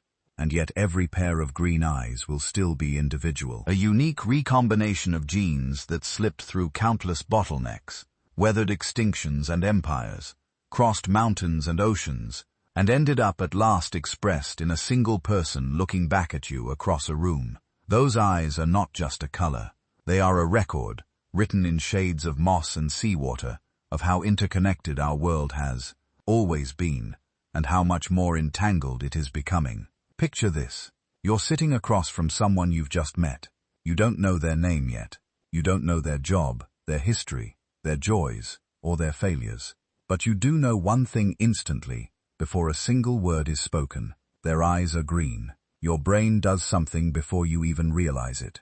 It tags this person. Not consciously, not with language, but with impressions. Interesting, mysterious, maybe artistic, maybe intense. You don't decide to think these things. Your brain simply offers them up, the way it offers up the color of the sky, or the brightness of a flame, a quiet whisper. This one is different. Psychologists have a word for this kind of silent judgment. They call it the halo effect. One visible trait, one striking feature, bleeds into everything else. If someone has a rare or beautiful characteristic, we tend on average to assume other good things about them too. Attractive becomes intelligent. Unusual becomes deep. Rare becomes special. Green eyes are almost perfectly designed to trigger this effect. They sit in that narrow band between the common and the impossible. Not as familiar as brown, not as stark as light blue. They are the in-between shade, the color of moss on stone, of deep water lit from within, of leaves when the sun is low. And because they are rare in most of the world, they stand out. They demand explanation. Our minds are storytelling machines, and when they see something that needs explaining, they don't wait for data, they improvise. Psychological studies of eye color perception are surprisingly consistent. When researchers show people identical faces with digitally altered eye colors, patterns begin to emerge. Brown eyes are often rated as trustworthy, stable, grounded. Blue eyes carry associations of youth, innocence, sometimes coldness or distance. Green eyes, though, sit in a different category. Words like mysterious, creative, unpredictable, seductive, and intelligent show up again and again. None of this means green-eyed people actually are more intelligent or more creative. It means that when we look at them, we are primed to see them that way. A teacher might interpret a green-eyed child's silence as thoughtfulness, while reading the same silence in another child as shyness or defiance. A hiring manager might remember the green-eyed applicant as interesting or sharp, even if their resume is identical to everyone else's. The difference isn't in the eyes themselves. It's in the stories we attach to them. This is how the halo effect works. One salient detail colors the whole picture, like dye dropped into water. But it goes deeper than a single psychological trick. Our response to green eyes is also shaped by culture, by history, and by what we've been taught to find beautiful or dangerous. In parts of Northern and Eastern Europe, where lighter eyes are more common and green is not impossibly rare, the associations can be subtler. Green might suggest individuality, yes, but not magic. In some surveys from these regions, green eyes tend to be rated as attractive, but not necessarily more trustworthy than brown or more innocent than blue. They are simply part of the familiar spectrum. Travel south or east, though, into regions where dark eyes dominate and green is almost never seen, and the picture changes. In some Mediterranean cultures, green eyes have been linked historically to both charm and danger. The evil eye traditions sometimes linger around unusual eye colors, including pale green or gray. A gaze that is different can be a blessing or a curse, something to be admired and a little feared. In parts of the Middle East, Central Asia, and North Africa, where green eyes occasionally appear like rare flashes of lightning in a dark sky, they often carry strong symbolic weight. Stories about prophets, saints, or legendary lovers sometimes mention strange or light eyes as markers of destiny. In modern surveys, people in these regions often list green eyes as highly desirable, precisely because they are so rare. Rarity becomes value. In East Asia, where brown eyes are overwhelmingly common and historical contact with green-eyed populations was more limited, the symbolism can be different again. Lighter eyes, including green or hazel, sometimes read as foreign, exotic, Western. In some modern media out of Japan, Korea, and China, green eyes mark characters as otherworldly, spirits, game avatars, fantasy heroes. Here, the halo effect merges with the idea of the outsider. Green eyes don't just suggest mystery, they suggest a different world entirely. Yet wherever you go, one pattern tends to hold. Rare physical traits draw attention, and attention shapes judgment. Evolutionary psychologists have tried to make sense of this attraction. Humans, like many animals, are drawn to novelty up to a point. Too much difference can trigger suspicion. A little difference can be fascinating. When researchers ask people to rank preferred eye colors in hypothetical partners, green often scores unexpectedly high, especially in cultures where it is not dominant. Men and women alike sometimes rate green-eyed faces as more intriguing, more sensual, or more memorable. There are theories about why. Some suggest that rare traits may once have served as honest signals of genetic variation. If you live in a small, relatively isolated population, someone with a visibly unusual trait might carry gene variants from a different lineage. Pairing with them could, in theory, reduce inbreeding, bringing new combinations into the gene pool. Over time, a mild preference for rare traits, green eyes, for example, could be favored. But these are theories, not certainties. The evidence is mixed, and humans choose partners for many reasons besides eye color. Status, kindness, shared values, proximity, even simple chance often matter far more. What studies do show more reliably is that we notice eyes. We're drawn to them first when we look at a face. And when those eyes are green, our brains tend to linger. The people who carry those eyes notice this too. Ask green-eyed individuals about their lives, and certain themes repeat. Being told endlessly, "Your eyes are amazing." Strangers commenting on their gaze. Teachers seating them near the front because you look like you beer. Paying attention even when they aren't. Romantic partners describing them as intense, enchanting, or hard to read. For some, this is flattering. For others, it can be strange or even uncomfortable. They talk about being remembered more easily than they'd like, about being cast in roles they never auditioned for. The mysterious friend, the creative one, the flirt, the cold beauty. A simple pigment pattern in the iris becomes a kind of costume they'd call laced, asked to wear over and over again. This is the quiet power of perception. It doesn't just shape how we see others, it shapes how they learn to see themselves. Growing up with green eyes, in a community where they are rare, can subtly nudge someone's identity. The child praised for their unusual gaze might lean into art, performance, self-expression, because people keep telling them they look like an artist or an actor. Another, told that their eyes are scary or witchy, might become more guarded, more self-conscious, or might adopt a tough or enigmatic persona as a kind of shield. None of this is destiny. Many green-eyed people glide through life, barely thinking about their eye color.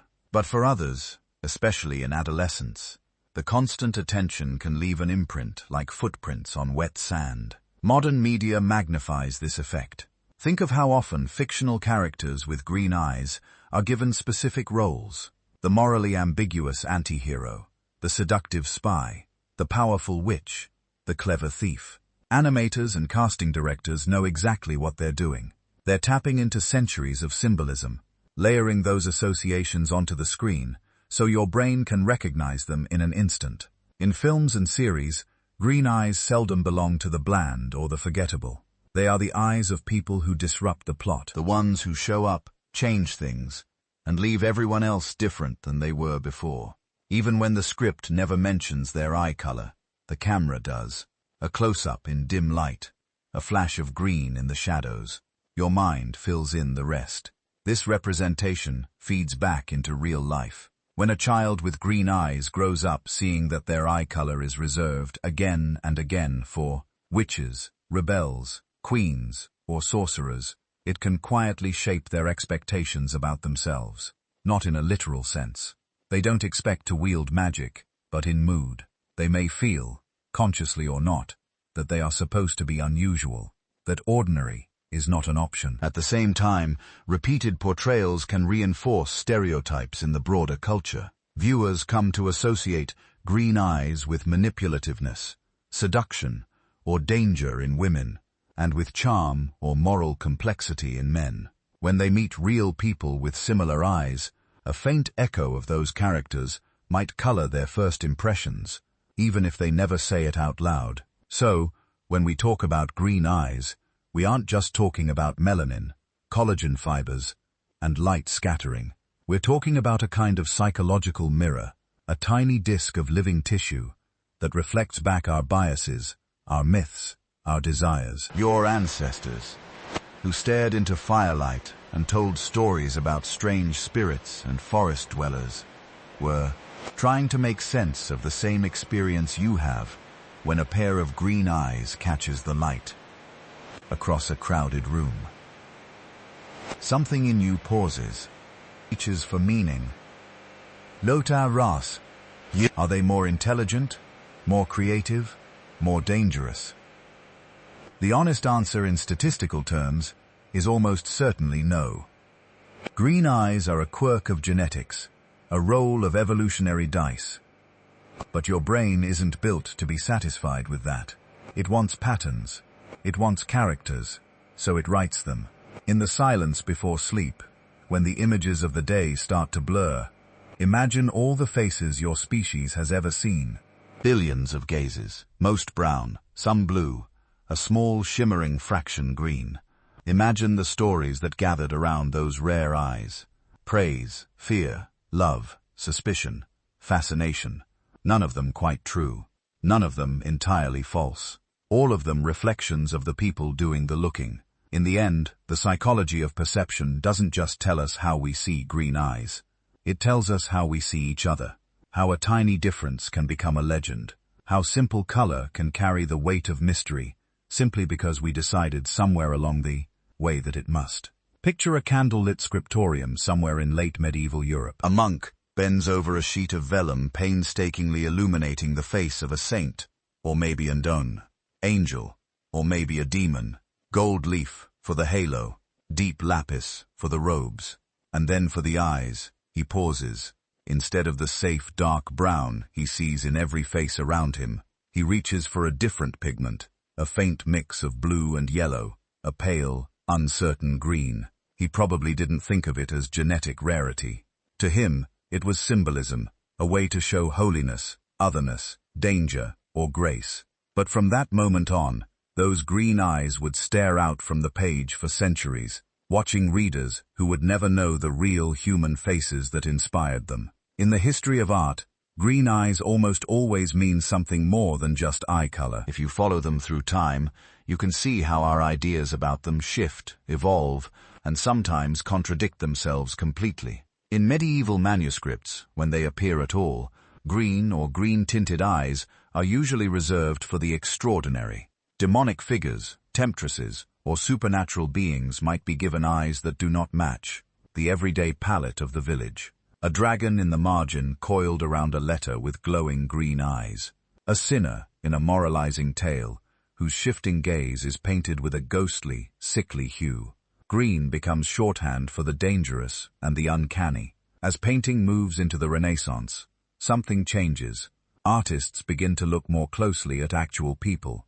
Portraiture explodes, and suddenly, in among the careful depictions of merchants and nobles and scholars, you start to see eyes that are not quite brown, not quite blue.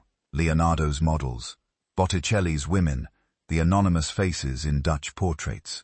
Every so often, a painter will capture that hazel green, that grey-green, that indefinable color that seems to change with the light. In these portraits, green eyes aren't always magical or threatening. Sometimes they're just observed, a record of reality. But the old symbolism doesn't disappear. Look at pre-Raphaelite paintings in the 19th century. Women with pale skin, long red hair, and striking green eyes. They're sirens, enchantresses, tragic heroines. The color of their eyes is never neutral. It's a plot point painted directly onto the canvas.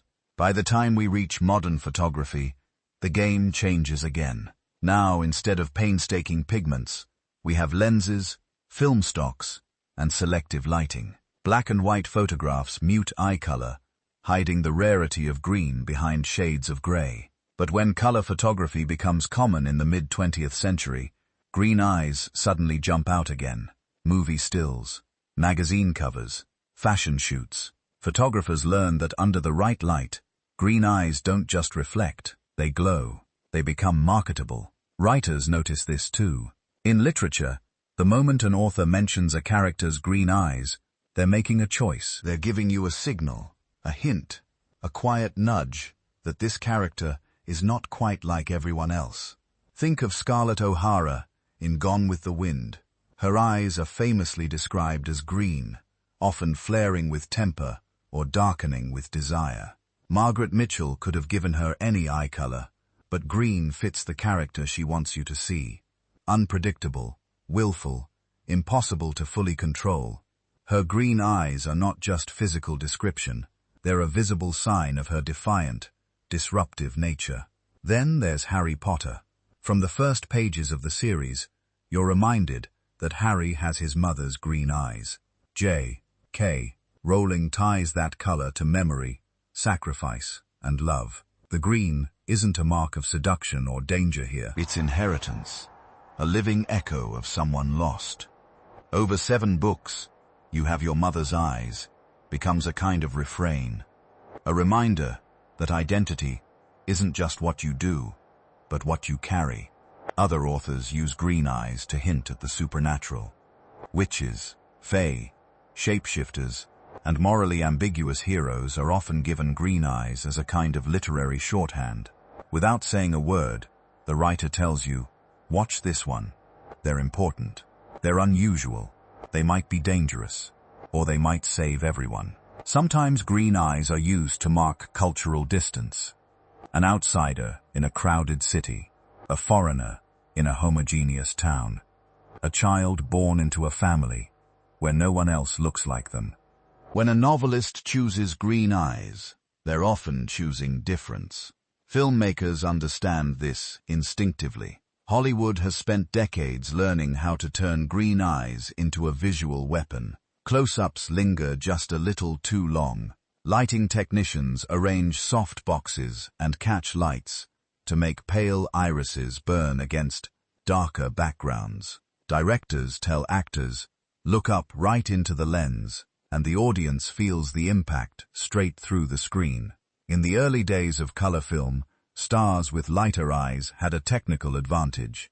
Their eyes registered more clearly, more vibrantly, under harsh studio lights. Actresses and actors with naturally green or hazel green eyes, like Vivien Leigh, whose portrayal of Scarlett O'Hara only reinforced that literary image, became iconic in part because the camera loved their eyes. Over time, Hollywood also learned to fetishize them. Posters zoom in on a single eye. Taglines talk about those eyes. Villains with piercing green gazes stare out from the shadows. Femmes fatales and mysterious strangers are cast, costumed, and lit specifically to highlight that rare shade. In fantasy and science fiction films, green eyes are often exaggerated with contact lenses, pushed into neon, cat-like, or unnaturally bright tones to signal inhuman power. The message is subtle but constant. Green eyes are special, desirable, valuable. Poets have been saying the same thing in softer, stranger ways for centuries. In many European traditions, green eyes in poetry are linked to nature. The color of forests, moss, new leaves after rain.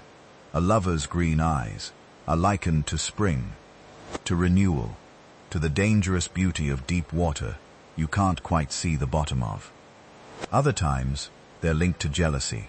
The green-eyed monster, a phrase popularized by Shakespeare, doesn't originally refer to eye color at all. It's a metaphor for envy. But over time, in the popular imagination, the two ideas blend. Green eyes and jealousy. Green eyes and passion. Green eyes and the unpredictable storms of emotion. In Persian and Urdu poetry, eyes, regardless of color, are often the central image of love. But when color is mentioned, green can carry a complex charge. The color of gardens, paradise, and also of spiritual knowledge. Sufi imagery sometimes ties green to divine mystery. A poet might describe eyes as green, not just to say they're beautiful, but to hint that they see more than ordinary eyes, that they look beyond the surface of the world. In modern song lyrics, green eyes become more intimate. They're used as anchors for memory. Her green eyes in the doorway. His green eyes across the bar. The color is a hook, a way to fix one person in the mind forever. Not just eyes, these eyes. As all these images pile up, paintings, novels, poems, films, a new industry quietly moves in to monetize the dream. The modern beauty industry has become expert at selling the illusion of rarity. If only 2 to 3% of people have naturally green eyes, then green eyes become a kind of luxury good, something you can buy, at least for an evening. Colored contact lenses promise emerald, jade, sea green, or mystic hazel. Makeup tutorials teach specific techniques for green eyes, even if the model doesn't actually have them. Warm copper eyeshadows, plum liners, gold highlights carefully chosen to make any hint of green in hazel or light brown eyes seem more pronounced. Brands name products after gemstones, forests, mermaids. They're not just selling pigment. They're selling a story about what your eyes could be. Advertising leans hard into this. A perfume commercial shows a woman with striking green eyes walking slowly through a city at night. Everyone turns to look at her. The subtext is clear. Buy this product and you join her. You become the one with a gaze no one can ignore. But there's another side to this story. Because for the small number of people who actually wake up with green eyes every day, all this representation doesn't feel abstract. It's personal. When every movie, book, and ad tells you that your eye color is mysterious, seductive, dangerous, or sacred, it shapes how you see yourself. A green-eyed child might grow up hearing constant comments from adults. Your eyes are so unusual. You're going to be trouble when you're older. People would kill for that color.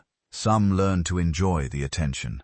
Others feel watched, singled out by something they never chose. In cultures where green eyes are extremely rare, they can become a source of both pride and unease, a mark of specialness and of not quite belonging. Someone with green eyes in a primarily dark-eyed community might be seen as exotic, foreign, or suspicious, depending on the local stories and histories wrapped around that color. Media doesn't just reflect these feelings, it amplifies them. A green-eyed teenager who has grown up on stories of powerful, magical, or impossibly attractive characters with eyes like theirs may lean into that identity or push hard against, with trying to be seen for more than a pigment in their irises. And for everyone else, exposure to these images changes perception too. Studies in psychology suggest that we don't just passively observe physical traits, we load them with expectations. If you've spent your life seeing green eyes portrayed as passionate and unpredictable, you may too, without realizing it, start reading those traits into the real people you meet, who happen to have them. In this way, a simple biological variation, light interacting with melanin and collagen fibers in the iris, becomes a cultural mirror. Art, literature, film, poetry, and advertising take that tiny genetic accident and build stories on top of it. Then those stories feed back into the lives of the people who carry the trait. The result is a loop. Green eyes create myths. Myths change how we see green eyes. Over centuries, layer after layer of meaning accumulates, until it becomes almost impossible to look at a pair of green eyes and see just a color. You're seeing every painting, every poem, every whispered comment behind them. And yet behind all of that, the quiet mystery remains. This rare color, born of scattered genes and ancient migrations, still has the power to stop us, catch our breath, and make us wonder why something so small can feel so significant. Now, drift your mind forward. We've wandered through Ice Age bottlenecks, Bronze Age myths, medieval superstitions, and modern science. But green eyes are not just a relic of the past. They're an unfinished story, still being written in the DNA of people alive tonight. And the final chapters haven't been drafted yet. So, what happens next? Picture a slow-motion map of the Earth at night. City lights glowing like constellations pinned to the land. Airplanes arcing between continents, each one carrying a handful of eye colors. A handful of genes quietly reshuffling the human deck. For most of history, green eyes were clustered. Pockets in northern and central Europe, small enclaves in Western Asia, scattered occurrences elsewhere, often rare enough to be noticed, commented on, even feared. But the modern world doesn't respect those old boundaries. Every year, more people move, intermarry, and have children with partners whose ancestors stood on entirely different shores. Genetic isolation, the quiet, slow process that once preserved local traits, is dissolving. In its place, something new is emerging, a truly global gene pool. So, what does that mean for green eyes? At first glance, you might think they're destined to vanish. Brown eyes are genetically dominant. They're supported by multiple pathways to high melanin production in the iris. Put a dominant trait into a mixing bowl with recessive or partially recessive traits, and the dominant one tends to win, at least in the short term. But evolution doesn't play simple games, and neither does population genetics. Green eyes occupy a strange middle ground. They're not just weak blue or muted brown. They're the product of specific combinations of multiple genes, most famously the OCA2 and HERC2 region on chromosome 15, but also a constellation of smaller variants scattered across the genome, each nudging melanin production and distribution in subtle ways. When populations mix, those combinations don't just disappear, they spread. Imagine a rare melody, carried on dozens of instruments. As orchestras blend, the tune doesn't vanish. It becomes harder to predict, but also capable of emerging in new places, in new ways. Future genetic models suggest two things might happen at once. In some traditional heartlands of green eyes, especially where birth rates are falling and migration is high, the proportion of green-eyed individuals may slowly decline. The old local genetic pockets are being diluted, but globally, the total number of people carrying the key variants for green eyes may actually increase. Green eye alleles will be less concentrated, more diffuse, but present in more families, on more continents, in children whose grandparents might never have shared a language. This is the quiet paradox of the future. Green eyes may remain rare in percentage terms, yet more common in absolute numbers. Less associated with one region, more scattered across the planet. The rarest gaze, slowly becoming the world's shared inheritance. And then there is a different possibility, a more deliberate one. For most of human history, eye color was fate. You took what your parents' genes handed you. There was no negotiation.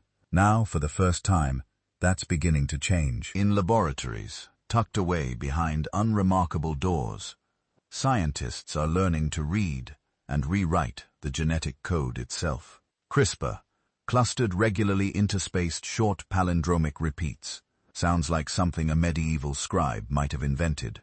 But it's really just a precise molecular tool, a guided pair of scissors that can cut DNA at chosen spots and encourage the cell to repair it in specific ways. So far, most CRISPR experiments in humans focus on life and death questions, blood disorders, immune deficiencies, genetic diseases that cut life short. But the same technology, in theory, could target the pathways that determine iris color, turn down melanin production, and brown could become hazel, blue, or something in between. Nudge the right variants, and a child could be born with eyes the color of sunlit moss, even if no one in the family tree ever had them. The idea is simple. The implications are not. Where is the line between healing and enhancement? Between treating disease and editing appearance? Is it acceptable to erase a lethal mutation, but not to choose an eye color? Does it matter why parents want green eyes for their child? For beauty, for uniqueness, for cultural reasons, for no reason at all, other than that they can. Bioethicists argue late into the night about questions like these. Philosophers wander into the debate. Religious leaders, lawmakers, patients, parents. Some warn that once we open the door to cosmetic gene editing, it may never close. We might slip into a world where traits that were once natural lotteries become consumer choices, where eye color is sold like paint swatches, and where rare is no longer a gift of chance, but a product line. Others point out that human beings have always tried to shape their children's futures through education, nutrition, environment, even arranged marriages. CRISPR, they say, is just a more direct, more transparent version of what we've been doing in slow motion for millennia. For now, most countries draw a hard line against using gene editing tools for non-medical traits, especially in embryos, whose changes would echo through future generations. But laws can change. Technology tends to move faster than regulation, and faster than our ability to absorb its consequences. In the meantime, green eyes remain for almost everyone an accident of inheritance, a roll of the genetic dice. And yet, even as humanity debates whether we should edit traits like eye color, green eyes themselves are quietly teaching us about genetics in ways no laboratory could have predicted. Because they are rare, they stand out in genetic studies. Researchers can more easily trace the statistical fingerprints of unusual traits across large datasets. Each green-eyed volunteer in a biobank is like a lantern illuminating a small corner of the genome. By following those lanterns, scientists have discovered that eye color is not a single on-off switch, but a symphony of regulatory elements, enhancers, repressors, subtle timing signals, that determine when and where pigment genes turn on. To understand green eyes, you have to understand gene networks, not just single genes. This matters far beyond eye color. The same logic governs far more serious conditions. Autoimmune diseases, cancers, metabolic disorders. Many of them are not caused by one broken gene, but by delicate imbalances in complex pathways. Green eyes offer a visible, harmless window into how those pathways behave. Why does one person with a particular variant end up with green eyes, while another with nearly the same genetic code has hazel? What environmental factors, what tiny epigenetic marks tip the balance? These are the same questions researchers ask when they study why one person develops a disease and another with similar genes does not. In this way, every rare trait becomes a teaching tool, a puzzle piece that helps us see the deeper pattern. And there are still puzzles even now, with genome-wide association studies scanning millions of markers. Scientists haven't pinned down every variant involved in green eyes. Some populations don't fit the expected models. There are families where eye colors appear in combinations that, on paper, shouldn't occur as often as they do. There may be undiscovered genes involved in iris structure, in light scattering, in how melanin is packaged inside pigment cells. There may be subtle developmental processes in the embryo influenced by hormones, nutrition, or random cellular events that push an iris toward green instead of hazel. On top of that sits perception itself. Two people can look at the same pair of eyes and disagree on what color they see. Lighting, surrounding colors, even cultural categories shape our labels. In some languages, there is no separate word for green eyes. They're folded into blue or gray. In others, the same eyes might be called green in childhood and hazel in adulthood as melanin slowly accumulates. So, when a researcher writes green in a database, they are capturing not a hard scientific measurement, but a snapshot filtered through human vision, language, and context. That fuzziness leaves room for mystery. And maybe that's not a flaw, but a feature, because underlying all of this, the future mixing of populations, the rise of gene editing, the ongoing studies, and lingering questions, is a deeper principle: diversity. Our species survived Ice Age bottlenecks, not by becoming uniform, but by proliferating variations. Different bodies, different minds, different strategies for the same problems. In biology, sameness is fragile. Diversity is resilience. Green eyes are one tiny thread in that tapestry, but they matter. They remind geneticists that not everything useful is common. Some protective gene variants against disease began as rare quirks, passed quietly along until the right environment made them valuable. Some of the Denisovan genes that help modern Tibetans breathe at high altitude were once limited to a few scattered individuals. A world that tries to optimize traits, picking standard eye colors, standard heights, standard builds, risks accidentally pruning away the rare alleles that might one day be the difference between vulnerability and survival. So when you see green eyes, you're not just looking at an aesthetic curiosity. You're seeing an argument for keeping the human genome wild and varied, for resisting the temptation to flatten everything into a single fashionable norm. And yet, even if one day we could choose every detail of our children's eyes' appearance, down to the precise shade of their irises, something important would remain beyond our control. Because no matter how much we map and modify, some aspects of nature continue to slip through our fingers. The way certain green eyes shift color with the weather, the way a child suddenly opens their eyes in the delivery room and everyone falls quiet, caught off guard by a shade no ancestor seems to remember. The way stories arise around those eyes, old myths whispering through modern minds, unbidden and unplanned. We can sequence genomes, edit genes, simulate entire populations on supercomputers, but we cannot fully explain why certain colors, certain patterns, certain rare combinations move us the way they do. Perhaps in the end, that's the future of green eyes. They will continue to spread, to blend, to appear in unexpected faces on distant shores. Scientists will continue to chase their genetic secrets and use what they learn to unravel far more serious mysteries of health and disease. Ethicists will continue to argue about whether we should ever choose them in a lab. And yet, despite all that effort, a part of their power will remain stubbornly unscientific, an echo of something older than civilization, a quiet reminder that even in a world of algorithms and edited genomes, some of nature's rarest traits are most beautiful, precisely because they are not entirely ours to design, or to predict, or to control. They simply appear, a glint of emerald in the crowd, a rare gaze looking back at us from the future, carrying secrets we may never completely decode. From that small beginning, we followed a very long trail.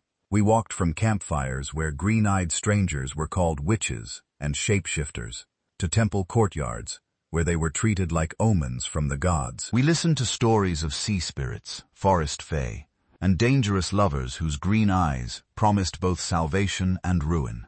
Then we stepped forward into laboratories and genome databases, into diagrams of chromosomes, and complex polygenic models where those same eyes are reduced to letters and probabilities and statistical noise. And yet when you put all of it together, the myths, the art, the half-remembered legends, the migration maps, the genetic charts, something stubborn remains. A residue of mystery science hasn't erased. We can say that green eyes are rare. We can trace where they appear most often, and how they likely spread with ancient peoples as they moved across coasts, rivers, and mountain passes. We can talk about melanin and light scattering, about OCA2 and HERC2, and the intricate switches that turn pigment on and off. But we still can't say with full confidence why natural selection allowed such a fragile, unlikely trait, not only to survive, but to hold such power over human imagination. Maybe that's what makes them so compelling. Green eyes sit at the crossroads of everything that makes us human: biology and story, chance and choice, hard data and soft perception. They remind us that diversity is not just about survival in a harsh environment, but about the strange, almost unnecessary beauty that evolution occasionally throws into the world, as if for its own amusement. They show us that even something as simple as looking into another person's eyes is never really simple. You're seeing ancient migrations, thousand-year-old romances, wars survived, winters endured. You're seeing the outcome of uncounted genetic rolls of the dice, most of them ending in brown or blue, a few of them landing improbably on green. And beyond that, you're seeing the limits of our understanding. We like to imagine that if we just study long enough, collect enough samples, run enough simulations, every question will eventually have an answer. But green eyes whisper a quieter truth. Some of the things that move us most deeply, why this color feels mysterious, why it catches in poetry and painting, why it lingers in memory, belong to realms our instruments can't quite reach. The part of the universe measured in symbols, emotions, and dreams. As you drift towards sleep, you don't have to solve any of it. You can let the question stay open, somewhere between the glow of a campfire in the Bronze Age and the cool light of a modern screen, between superstition and science. Green eyes continue to watch us, and we continue to wander back. Thank you for wandering through this long night of history with me. From ancient altars and medieval alleyways to genetics labs and modern city streets, your time, your curiosity, your willingness to sit with a mystery, that's what keeps journeys like this possible. If you're still awake and you'd like to help this story travel a little further, you can gently tap like or subscribe so you don't miss the next quiet walk through the past. If you feel like sharing, I'd love to know where you're listening from, what country, what city, what little corner of the world is turning dark or beginning to lighten as this plays. There's also a membership option here on YouTube. For those who want to support the channel more directly, it's completely optional, never expected, but always deeply appreciated. Whether you join, subscribe, or simply listen in silence and let the words wash over you, you're part of this small community of night travelers exploring history together. For now, you can let the stories fade, like the last reflections in a pair of closing eyes. The world will still be full of questions in the morning. Green eyes will still be there, rare, unrequired, and somehow essential, reminding us that even in an age of explanation, there is room for wonder. Rest well, and when you next meet that rarest gaze in memory or in life, you'll know you're looking into something that no one, not even science, can fully explain.